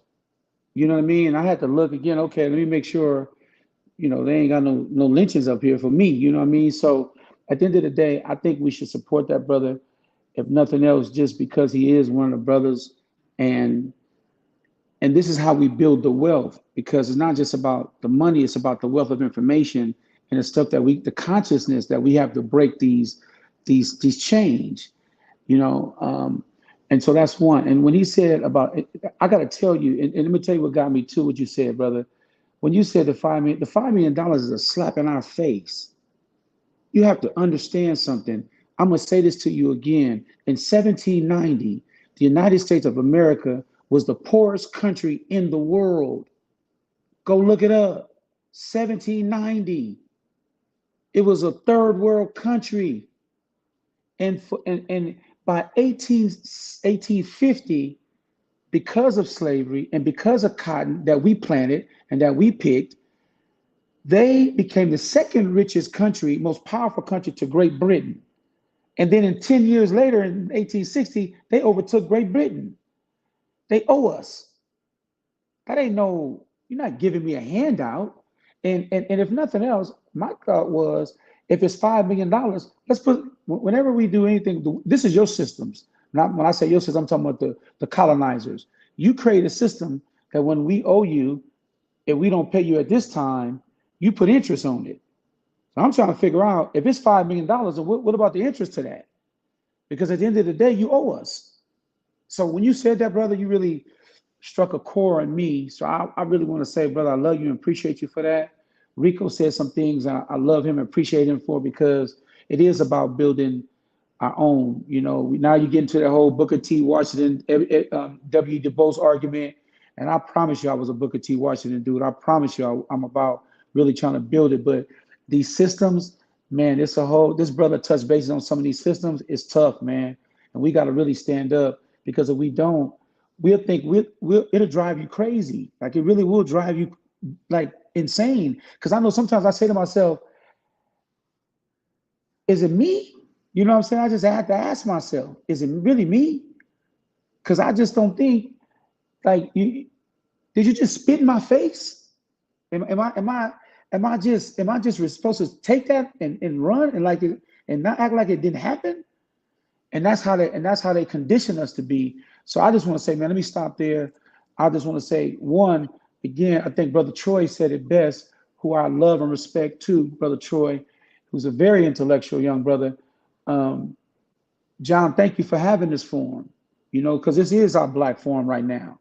And we got to figure out how to make it, we get to the networks. We got to figure it out if that's what we want to do. But this is part of our agenda. We got to push our agenda and stop letting these people, feed us what they feeding us, and we believe what they believe, and try to move how they want us to move. But that's it for me. Hey, John, and I appreciate you. Go ahead, Rico. Go ahead. I just want to say one thing. I just want to uplift all the men on stage and just, say that this is the real representation of Black excellence. Aside from all of our resumes, it's really just the voice and being able just to be a part of the conversation and being able to add something, rather it's something that we can agree on or we don't. Is we can have the conversation and act civilized and not yell and not talk over each other. To me, we're making great strides. And I did definitely want to say, Howard, hey, look, John, Howard has been my mentor since I was a baby, right? At Ellie Hill Hutch. I always tell him this because he's always been there for me, like no matter what. And he was that dude, super young, that I was watching going to meetings in his suit and wasn't taking no crap. And I know they wanted to uplift him in a way to where he was going to, to try to sell out the community. And I'm happy that he chose to go the other way and say, I'm not doing that. And people didn't understand, his loud voice and how he was coming and, the frustration sometimes. But we understood as young people that he really got our back. He got our back. And that what made me want to get into work. And when I was in them rooms, I'm like, I'm doing it how we did it. So I became like the little angry Black dude. I ain't 6'3", but I did project my voice and want to only speak facts and only want to speak truth to the room. Only because I had people like him who could speak and was speaking up for community when I was real young. So I know I always had those people around me, although I made my own mistakes, but I'm happy he was there because he planted that seed. So when I was able to get back to it, to cultivate it, it would make me to who I am today. So I want to thank you, Howie. Malik, I say, brother. But it wasn't anger, Hey. brother. It's just passion. That's what it is. That's what people get confused. Real. It's always the angry Black man, right? I'm not angry. I mean, I am angry in terms of what you've done and what you haven't acknowledged, the harm that you've done and you committed. I'm definitely angry. I'm hurting, and I'm definitely that's something I hold inside. But at the end of the day, I'm just passionate about my people, and I'm passionate about the children, and I'm passionate about what I do, because I know at the end of the day, God has put something inside of me that we have to be the voice. Somebody got to be able to speak the truth. Somebody got to be able to stand on something. Like my daddy used to tell me a long time ago, boy, if you don't stand for something, you'll fall for anything. And that's what we're doing nowadays. We're not standing on our square. And that's why we're falling for all the stuff that we're falling for. Not us in general, but just as a people, we just keep letting things happen that shouldn't happen. But I'm excited to have a conversation with that young brother and have that book and be able to take that book. And what I'm going to do with that book is, I got grandchildren, 6 of them. And I'm going to start educating them about that book, because I don't know what that's going to do to turn a light on for them. And that's how we gotta transition that information, because that's powerful. So that's what I'm gonna say. And I'm gonna leave that right there. And I just want to say, I think it's okay to be angry. We need to claim that anger as a righteous anger. I tell people all the time, they say, "Oh, you seem a bit angry," and I say, "Yes, I have anger and I have rage." Have somebody mistreat you for a number of years of your life, and then have someone else come to you and tell you you shouldn't have a reaction to it. You shouldn't be angry. That's unhealthy, and we're dying early because we want to suppress our anger and suppress our rage, act like we don't have it. And yet, what we really want to do sometimes when these things are happening to us is wrap our hands around someone's neck. And so I have found ways to express it constructively through my literature and through my work, rather than having to bite my tongue and then have my whole shirt inside my jacket drenched with sweat because I'm fighting the impulse to reach out and choke and stump somebody. So it's a righteous anger, it's a righteous rage, and we need to own that. Damn right, I'm angry, and you should be too. And the fact that you're not tells me you don't understand the magnitude of the problem. I think also they have not figured out how to receive Black rage because they never received it. And so when they see us angry, they question why we are angry. But that's not the problem. The problem is that we care. Yeah, that's that's the major problem. And I think also we depend on the language so much that it causes that sort of rage that we have to dissipate and lose its power, in a sense.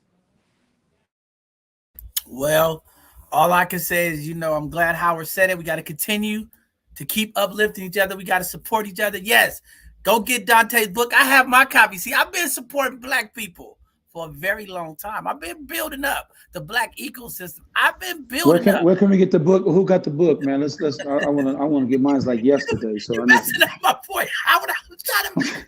I need that book, man. That's all I gotta say. You're supposed to have it like right now. I want to. Dante, put your information in there where they can find that thing like yesterday, man. For real. Seriously. You can get it on Amazon. You can get it in Barnes and Noble. If you go online, it's at all the major book retailers. If you go to my website, which is DanteKing.com, on the books page, you can access some of those links there. I know Marcus Books was selling it too here in Berkeley, the oldest Black-owned bookstore in the country. They opened in 1962.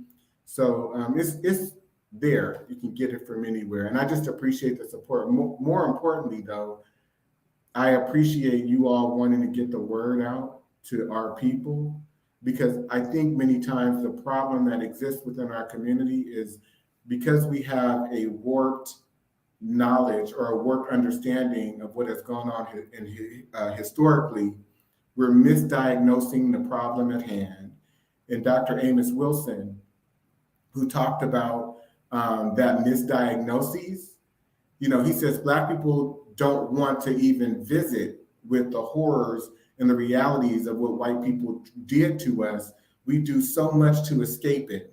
We talk about it in general or in theory, but we don't want to take a really heavy look at it.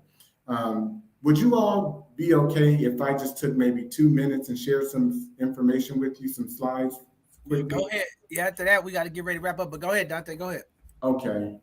And so I examine this from many different angles. So I'll share an example of scientific theory in the 19th century that spilled over into the 20th century. And this represents white academic, scientific, educational philosophy in the 19th and 20th century. So the science of physiognomy, which is the practice of assessing a person's character or personality from their outer appearance, especially the face. This is a science that was developed by Dr. Samuel Wells. Varying grades of intelligence. He says, bearing in mind then its limitations and modifications, it is well in all cases when making a physiognomical examination to observe the facial angle. Figure 142 will help to convey an idea of the different grades of development and intelligence as indicated in the profile, size, as well as form being taken into account. So rhetorically, I'm not asking you to answer me, but what do you see here? What's being circulated and perpetrated in terms of widespread academic philosophy? Because this goes way deeper than a stereotype or implicit bias. This is what is considered anthropological science in the 19th and 20th century.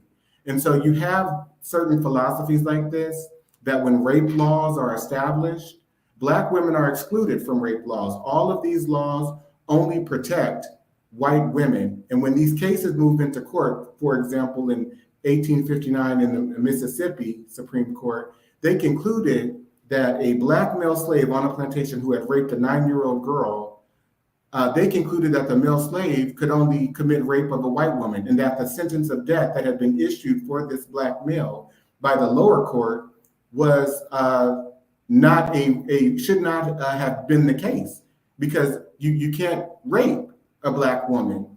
So they said the crime of rape does not exist in this state between African slaves. Our laws recognize no marital status as between slaves. Their intercourse is left to be regulated by their owners. The regulations of law as to the white race on the subject of sexual intercourse do not and cannot, for obvious reasons, apply to slaves. Their intercourse is promiscuous, and the violation of a female slave by a male slave would be a mere assault and battery. So you have even President Abraham Lincoln. I will say then that I am not nor ever have been in favor of bringing about in any way the social and political equality of the white and Black races. That I am not nor ever have been in favor of making voters or jurors of Negroes, nor of qualifying them to hold office, nor to intermarry with white people. And I will say in addition to this, that there is a physical difference between the white and Black races, which I believe will forever forbid the two races living together on terms of social and political equality.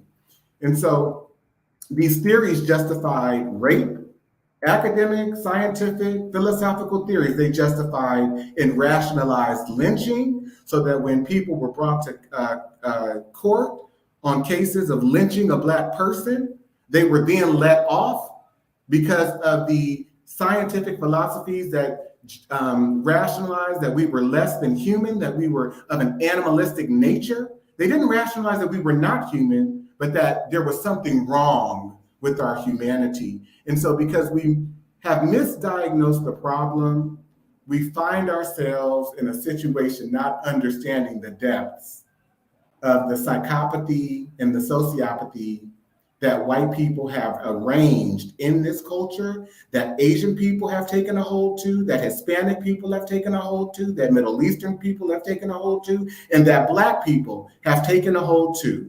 There's, in this culture, in white America, there is no value with fighting or allying yourselves with another Black person. And it is sad, because we are under a cultural genocide in every way. And it's larger than the jail system. We got our babies going into these institutions trying to be educated. And the minute they get there in preschool, they're suspending them, or they get compensated. The school institution receives extra compensation for making a special ed referral. So the way that you conquer a people and that you devalue a people is that you put things in place to stifle their ability to function psychologically and emotionally. You make them think in the worst ways about themselves, and you cripple their ability to ever move forward as individuals and as a group. And that is what is going on. So I don't blame any Black person for any mischief or mischievous behavior that we think we see before us, because it's not their fault. It's the fault of white institutions and white people who benefit from it economically, politically, psychologically, emotionally. There's a benefit to all of this. Wow. Well said. Well said, bro. We run out of time, but I seen the information in the chat. Definitely, we need to have this conversation more frequently. Whenever we have an opportunity to have Black males speak up, because we've been muted for so long. It's always a great dialogue. I keep telling people, the more as Black men we can become vulnerable, the faster we heal our communities. The community is looking up to Black men to step up and do the things that they need us to do. The Black women are looking for us to protect them and uplift them and move our community forward. The community is waiting for Black men to get involved, to do their part. This fight that we're talking about, putting unity back in the community, when we talk about leadership, when we talk about how we communicate, how we function, there is a need for the very folks that are here that can speak. And when people ask, what's the next move? We're going to continue the process. The next step for Dr. Reverend Amos Brown, we're going to be still pushing forward. The paperwork is being filed. The petition is out there. Okay. We're going to start with the San Francisco Reparation Task Force. All right. We're going to call for a motion to have him vote to get him removed. We're going to go to the state level. It's a process, community. We're not stopping just because you don't hear us ranting and raving every day. Don't think the process is not being pushed. Don't think that Dr. Brown doesn't understand what's going on. As Malik said so eloquently, sometimes it's just a call for our elders to understand it's time to step down. Sometimes the pressure, see the power of our ancestors, the power of the spirit. When we talk about change, yeah, that very presence of change, that very experience of our ancestors can move in the minds of people. But we know there's a time when we go through things where we're not listening. We have to listen to elevate our community. It takes time. The process will continue. We'll continue to keep pushing forward. For all the folks out there, we're going through the process. Now, when it comes to the NAACP, that's another process that we have to deal with. But for all these folks creating meetings and asking who's going to be the next leader, let's deal with the problem at hand first. We could deal with the future leader. We could deal with all of the things that's coming up. We have time, Black folks. We have young people who are equipped, who are ready. We have people in the community that's ready to take a stand. We could do it, but we have to stand together. We have to stand on morals, principles, and values. See, community, this conversation is about the real stuff that's going on to impact our community. It takes us all. This is just a conversation Kickstarter. We're going to continue to be innovative. We're going to continue to work in solidarity. We're going to continue to uplift each other because that's what we have to do. The only way we can change the narrative is we have to change the voices behind the shift of the narrative. Sometimes you have to change the leadership to progress and move forward. See, I'm not a historian. Dante is here because he's a historian. Malik have that historic value. Brother Palmer, I am a futuristic person. I know today. I know tomorrow where my young people need to be equipped and ready to go. I know the financial implications if we don't get it together, Black people. They say in 2053, it's not looking pretty for Black wealth. It's not looking good for Black prosperity. It's not looking good, Black people. So y'all can sit here, and I respect my historians. I respect the elders, but I also know we got to know where we're going tomorrow because his story yesterday has already taken place. We cannot no longer wrap our arms in the trauma and the bondage of what's taking place. Yeah, we have to make ourselves aware that that trauma, that harm was placed up, but we have to move forward, community. Tomorrow, there's a new day. Tomorrow, there's a new opportunity. We have some young folks in the community we need to uplift. There's some new leaders that we need to push forward. There's some new ideals we need to bring into our community. There's some new functioning folks that want to see the people. I see my guy Ace on the cases here. I got to bring my guy Ace on the case up. He's running late. He's always on. Ace on the case. What's going on, brother? Huh? Wait, what? I'm finna go on here right now. What's happening? Talk to the people, Ace.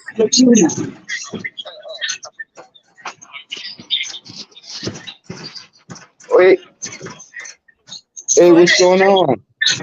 Holla at the people, Ace. We got to hear from Ace on the case.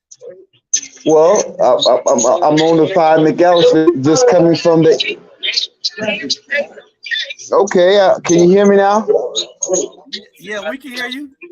Okay, yeah, I'm rolling on the 5 McAllister, coming from the NAACP meeting. Give us an update live on the case to Fillmore Ambassador. Let the people know what's going on. Well, first of all, Reverend Brown,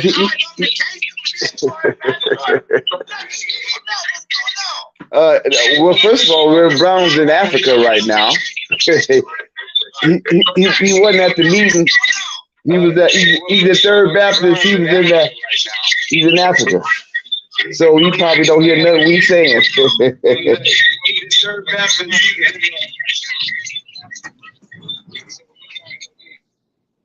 Well, Ace is on the case, y'all. He just came from the NAACP meeting, giving us a live update. Reverend Brown is in Africa. I guess he's going to get some holy purifying. I don't know. But again, we got some real stuff. But y'all know every show before we end, we always want to give our panelists an opportunity to give some feedback to the community, give some positive words of encouragement. We have a lot of folks who are watching and I see all the messages. People are texting. Just want to say I'm proud of you kings here today because, again, you know, we have too many brothers in the community who call themselves alpha males, who call themselves the leaders, who call themselves these adult males that's supposed to lead. And we know in our community, we got some tragedy going on. We got some issues going on. We got young people who need some guidance for some real powerful brothers. We need some real educators. We need historians and futurists working together to uplift our community. But our young people are in trouble. But the very men here that are here today are making impact. And we need more brothers to get involved. So what I want to say before I pass it around is just we got work to do. And sometimes to get the change, we got to deal with these community issues so that we can move forward. If we just keep standing in silence and thinking that it's going to smooth over, it's not. I've been saying for the last couple of weeks, we have a volcano that is going to erupt here in San Francisco and across this country. If we as Black people, we don't get it together. There's a lot of anger. There's a lot of hate. There's a lot of rage. There's a lot of things going on with our young people. Mental health is real. We are dealing with it on all facets. If we don't come together in solidarity, community, the volcano will spread that lava all throughout our city and all throughout this country. So with that being said, I want to pass it around. I want to start with you, Howard. Give some parting words to the community. I know this has been a touching conversation. It's been an eye-opener conversation. But give something back to the community before we live today, and then we'll pass it to Dante and then Malik, and we just move it around the room. Well, first I'm going to speak to the panel. Just say, one, I appreciate every last person that's on this panel, and it's been an honor and a blessing to be a part of this conversation. I would like to see some of these same people on this panel step up in these schools we have in San Francisco. We having real hard problems with our little Black boys, and we know some of the reasons, as Brother King stated, and even Rico stated, with these systems, how they label us to get more money. Basically, that's what they're getting is money. But we just need more Black men to step up in these schools to help guide these young men. That's what I'm gonna say to the panel. As for the community, I think Tabitha Smiley wrote a book back in the day called the Black Covenant, I believe it was called. Don't quote me if I'm mistaken, but he stated in the book that each and every last one of us in the community could do something. At the time, I disagreed with him because I felt like we had so much. Certain people in the community can't do certain things; they're not able to do it, you know. But I think as a community as a whole, it's important that we do have a voice, and how you project that voice and what you want done and what you need for your children and for your families is important. So it's easy to point the finger and say what Reverend Brown ain't doing or who ain't doing, but it's hard for you to step up and do something yourselves. And I just think to the community as a whole, it's time for us to really step up and stand up on our square and really come together, because that's one of our problems is that when I see the Chinese, when I see the Russians, when I see the Japanese, when I see the Latins, they don't even have to like each other, but they come together for one issue, whatever that issue is. And I just think it's time for us to start really putting some things aside and try to come together as a whole, as a people, and help our children. That's where I am with that. Wow, very powerful stuff. Thank you, Howard, for continuing to be an impact with our young people in the community. And we need more kings to come together to uplift that work and just continue to show love to our young baby boys and girls out there. Community, you got to do your part as well. We can no longer stand in silence. We can't sit there and point the finger. We got to all figure out how we're going to do something. Brother Dante King, brother, leave some parting words. I know you're coming back for an Educational Thursday soon. So community, be on the lookout. He is going to come back and educate us on an Educational Thursday. I know it's coming up soon, but go ahead, brother. Leave something to the people. It's May 4th, and I hope that all of you, if you're willing to, can rejoin that session here as a guest or panelist, because I would love to have some discussion around the stuff that I'm going to be presenting. But the one thing that I will leave with everyone is to understand that you have more value than what this society, as a Black person, as a Black girl or boy or woman or man, that you have much more value than is recognized by the society and the cultural structures within the society. And that, you know, we are brilliant and divine just by our very nature. And that any group of people, and I'm going to quote from Toni Morrison, that has to create a sense of value for themselves out of theorizing and determining other groups to be inferior to them, there's something wrong with that group of people. So if you inherently get your value and your self-worth and your communal self-worth and the worth of your culture by theorizing that you're superior to other people, you got to compare, you have no value. You have no inherent value at all, and you know it, which is why you are insecure. And so I really appreciate us as Black people, no matter the ones that are pathologized and theorized as criminals, or they've done something wrong to be in jail. I love them. I have endless compassion and empathy for them, because it's not them. They were set up in a set of circumstances that would provide that's where they would be trapped within or situated. And I have a lot of endless empathy for all of you, for everyone that every Black person in America, even the Uncle Toms, because I know that they've ingested the psychopathy. They bought into the facade of everything, but that they're also sick. It's a sickness, you know.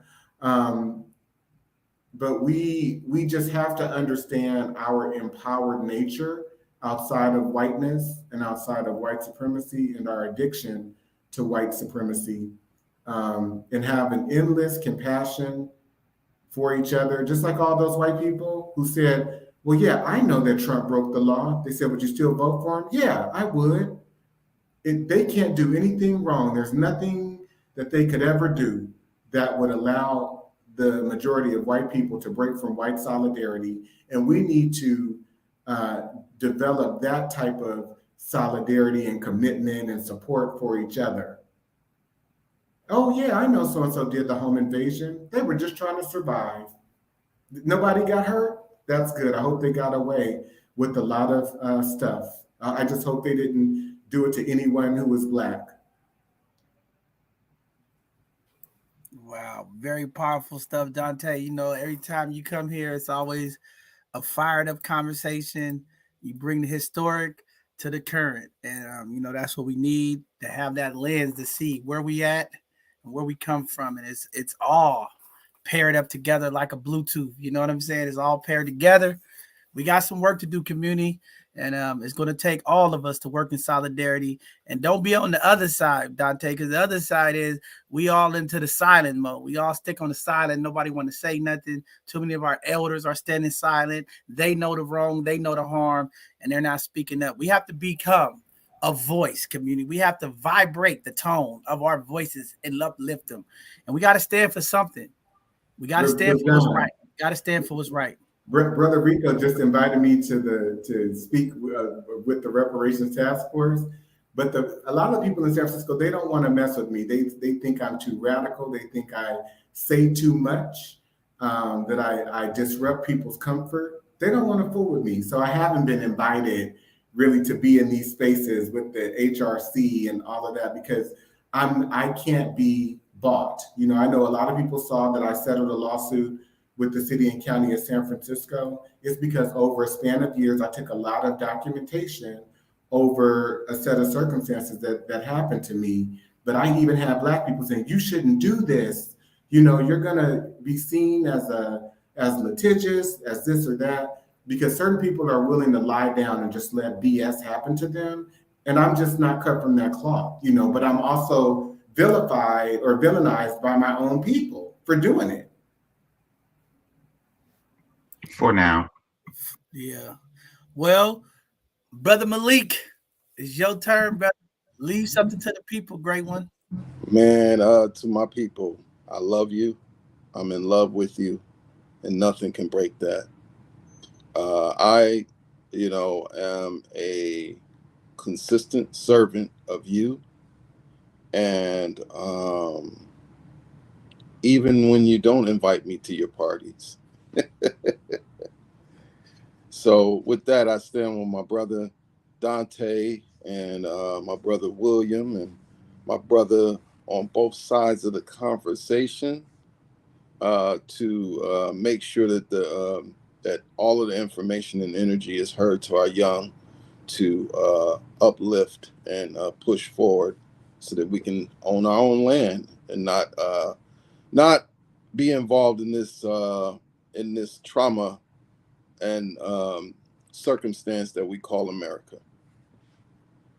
I'll stop there.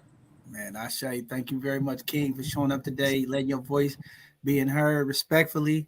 And that's what it's all about, man. Continue to do what you do, bringing that Black joy, Black accent, Black love through your artwork. You bring the passion, you bring the pain, you bring the history, you bring it all to light. Those murals make our community beautiful. It tells a story. All you have to do is sit there and just observe it. And Brother Malik is putting a story right there for your eyes to read. You put the words to it. See, the good thing about art is there's no word. It's just all vision. You look at it and you take in what you think it means for you. But it's powerful, brother. It's therapeutic. It's how we take our language back.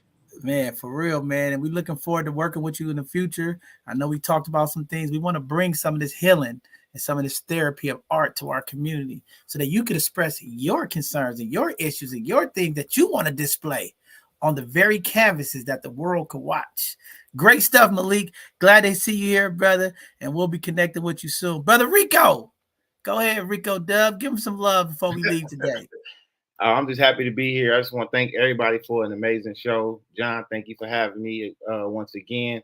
I 100% always got your back. No matter what. You are definitely one of them soldiers that are in a fight that definitely keep me on my toes, making sure that, we don't compromise and that we uphold our integrity at all times. So I would just say to those who are watching, especially men, just get activated. Find a lane and drive in that lane. It's not, in my opinion, if you're doing good work and you just want to help and you want to support, create your own table. All tables ain't meant for us anyway. So you create our own table like I've always done, like John doing, just create your own table and ride in that lane. And support community. It's time to get activated. Activate yourself. Nobody don't need to activate you. Activate yourself and get activated. Just make sure that you just uphold a certain integrity around our young people. Because they definitely need to see us at our excellence at all times. So thank you, John, again for having me. Love you, bro. Love all y'all. Man, right on, Rico. It's always powerful when you here to uplift our community, man. It takes all of us, and just thank you for your continued efforts to make sure that we're pushing equity forward. We're uniting the Black folks and we're doing the things that we're doing. Ace, I see you back on the bus. Ace on the chase. What you gonna do? Sing a song for us before we go? What you leaving the people today, Ace? I was just down at the City Hall. It gets silly, y'all. It's down in City Hall. Yeah, I'm headed right on Eddy Street. I just want to apologize for not making the show today, but I'll be on next week. I was at Third Baptist for the NAAC meeting. Amos Brown wasn't there. He was in, believe it or not, in Africa. maybe took some of my money to Africa. I don't know. But I just want to say, hey, both sides of the conversation, y'all, you're doing a good job, Bishop. And I'm looking forward to working with you and all your panels. Want to shout out to Rico and my nephew, Howard, everybody that's on the show. But next week I'll be able to sit down and explain and talk to you. And I appreciate it for being on air for a few minutes. Thank you very much, Bishop. It's all good, y'all. Y'all don't know that is the Fillmore ambassador, okay? He is Fillmolian, okay? That is Ace on the case. Ace on the case, baby. He all over it. He's always down that silly hall dealing with the politics and all of the fools without the tools. But he has the jewels. That is Ace on the case. Thank you, sir. Thank you, Bishop. Thank you, Bishop. All right. Over and out. All right, brother. All right, Brother William. Go ahead and leave some parting words to the community, brother. Yes, I want to thank everybody for welcoming me to San Francisco, welcoming into the Black community, all the kings and especially the queens. Man, where do I start? I'm a member of the Sheriff's Department Oversight Board, so I'm always making sure that the law enforcement is in check and that we are safe, first and foremost. These people invited me into the San Francisco jail where I created a mural. It's called the Be Free Community Mural, where the Queen Bee is front and center. I named her London Bee. And so I want all our children to understand that community is made of a hive, and we got to protect our queens so that we can produce a good character little bumblebees so they can grow up into good warrior bees and making sure they use their stingers in the right way. That mural made some headlines. I've been asked to go to San Bruno, where I'm going to do a mural to make sure that liberation is on the minds of every resident in our jails. And that also brought me over to Oakland, where they want me to do some mural work there as well. And I'll be working with Our Joy going into the juvenile halls to make sure those young minds understand that your decision at a young age doesn't have to stop you from being greater at an older age. With that, I want to share with the people that the signers of the Declaration of Independence, the youngest one was 18 years old, Alexander Hamilton, who they made that movie after, or that stage performance using our hip hop, was 21. So don't you think that at your age right now, you can't sign the independence of the Black Liberation Party. We need you young men and women to stand up and sign your name on the emancipation of our own people from white supremacy. And with that said, I want you to know that the forefathers of this country were here before the Mayflower, and they were Black. And they created a great lie. I tip my hat to them. That's why I don't wear hats. They created a great lie to not let us know who we are. And so I leave you with this. Honor your forefathers and mothers who are Black, so the days of your lives on this earth may be long and fruitful and powerful. Wow, very powerful stuff. all power to the people. The people party, y'all. We keep saying it, all power to the people. Nothing happens without the people. We must stand together, community. That's where the power is. With that being said, Miss Khalees, I know you've been sucking it in. It's been a great show. See, this is what happened when the queens is here and they have that respect for the kings. She just sat there. She listened. We always tell the women in the community, they need to listen. They need to be silent. And she was sitting there, and I know she's been paying attention. So I know she's going to give away some great parting words. Khalees, talk to the people before we leave today, Queen. Oh, yes, Bishop. Short and sweet. Thank you, John, for this platform, bringing all these kings together in an open forum. This was a passionate, heavy conversation and strong. It was needed. But we do need our kings, our alpha males, to step up and to unite and help change the narrative. Thank you again, and I wish everyone a great week. Again, thank you, kings, for coming today and spending your evening with us. Man, what a great show. Has been powerful. Y'all know before we end any show, yes, the bishop has to give a benediction of what's taking place, because today, if you missed out, you got to go back and listen to the voice of Rico and a number of the folks on here today. It was very, very powerful. Great information. I'm not a reverend. I'm a bishop. They call me the bishop. I'm not going to Africa in the middle of the heat of a real situation. No, I'm not running. I'm standing with the people. Y'all see me? I'm standing with the people. We're going to talk about it. We're going to figure it out. But we will not run from anything. We will step into it because that's what our kings are supposed to do. We step into it. So, with that said, I'm going to go ahead and get a benediction so we get out of here today so everybody can go back and get ready for the fight that's going to continue to happen as we continue to push forward as a unity. We're talking about the people, the People's Party. You better think about it. Go back and listen to Brother Williams. We are committed to making a change, and it's going to happen right before your very eyes because the people voices will be heard. With that being said, thank you all, community, for tuning in today. I know this has been long. We went over time, but there's no time limit to the things that's been harmed in our community. There's no time limit for the historic pain that's been brought to their community. There is no time limit when you're addressing the very things that impact our community. We're not going to worry about the time when it's about the voices of the people. We have to have the community speak up and talk about the things that are very real tearing us down. We have people in our community that don't have our best interests. We have the history.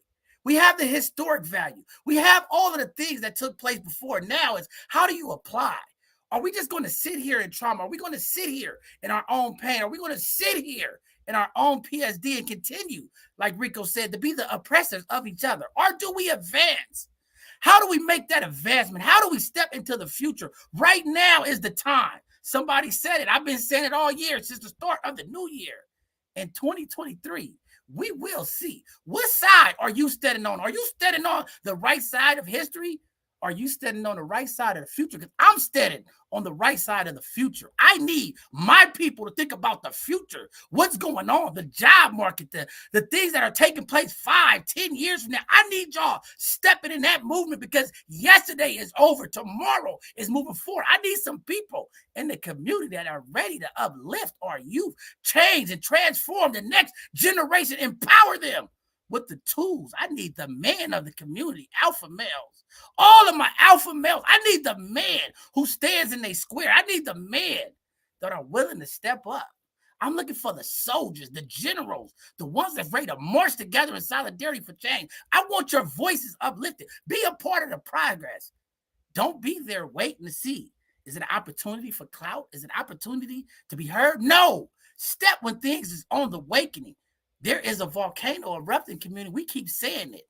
I need the community to wake up and understand this traumatic harm.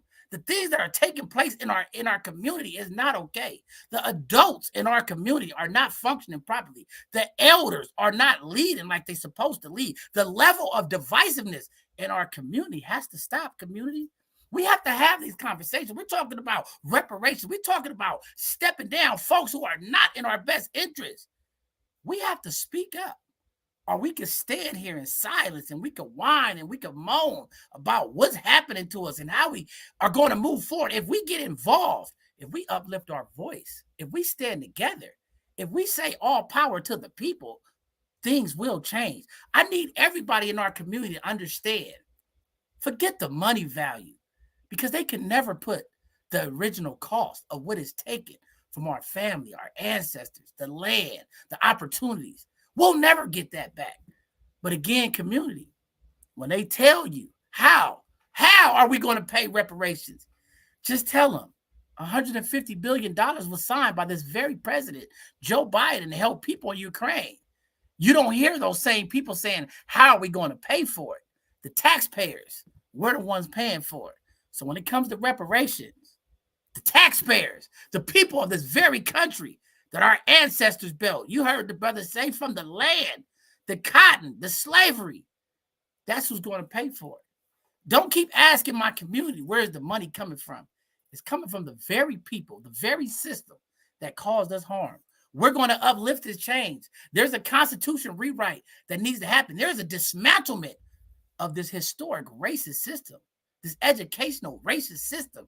All of these systems that are racist and against our people, there's a dismantlement that needs to happen.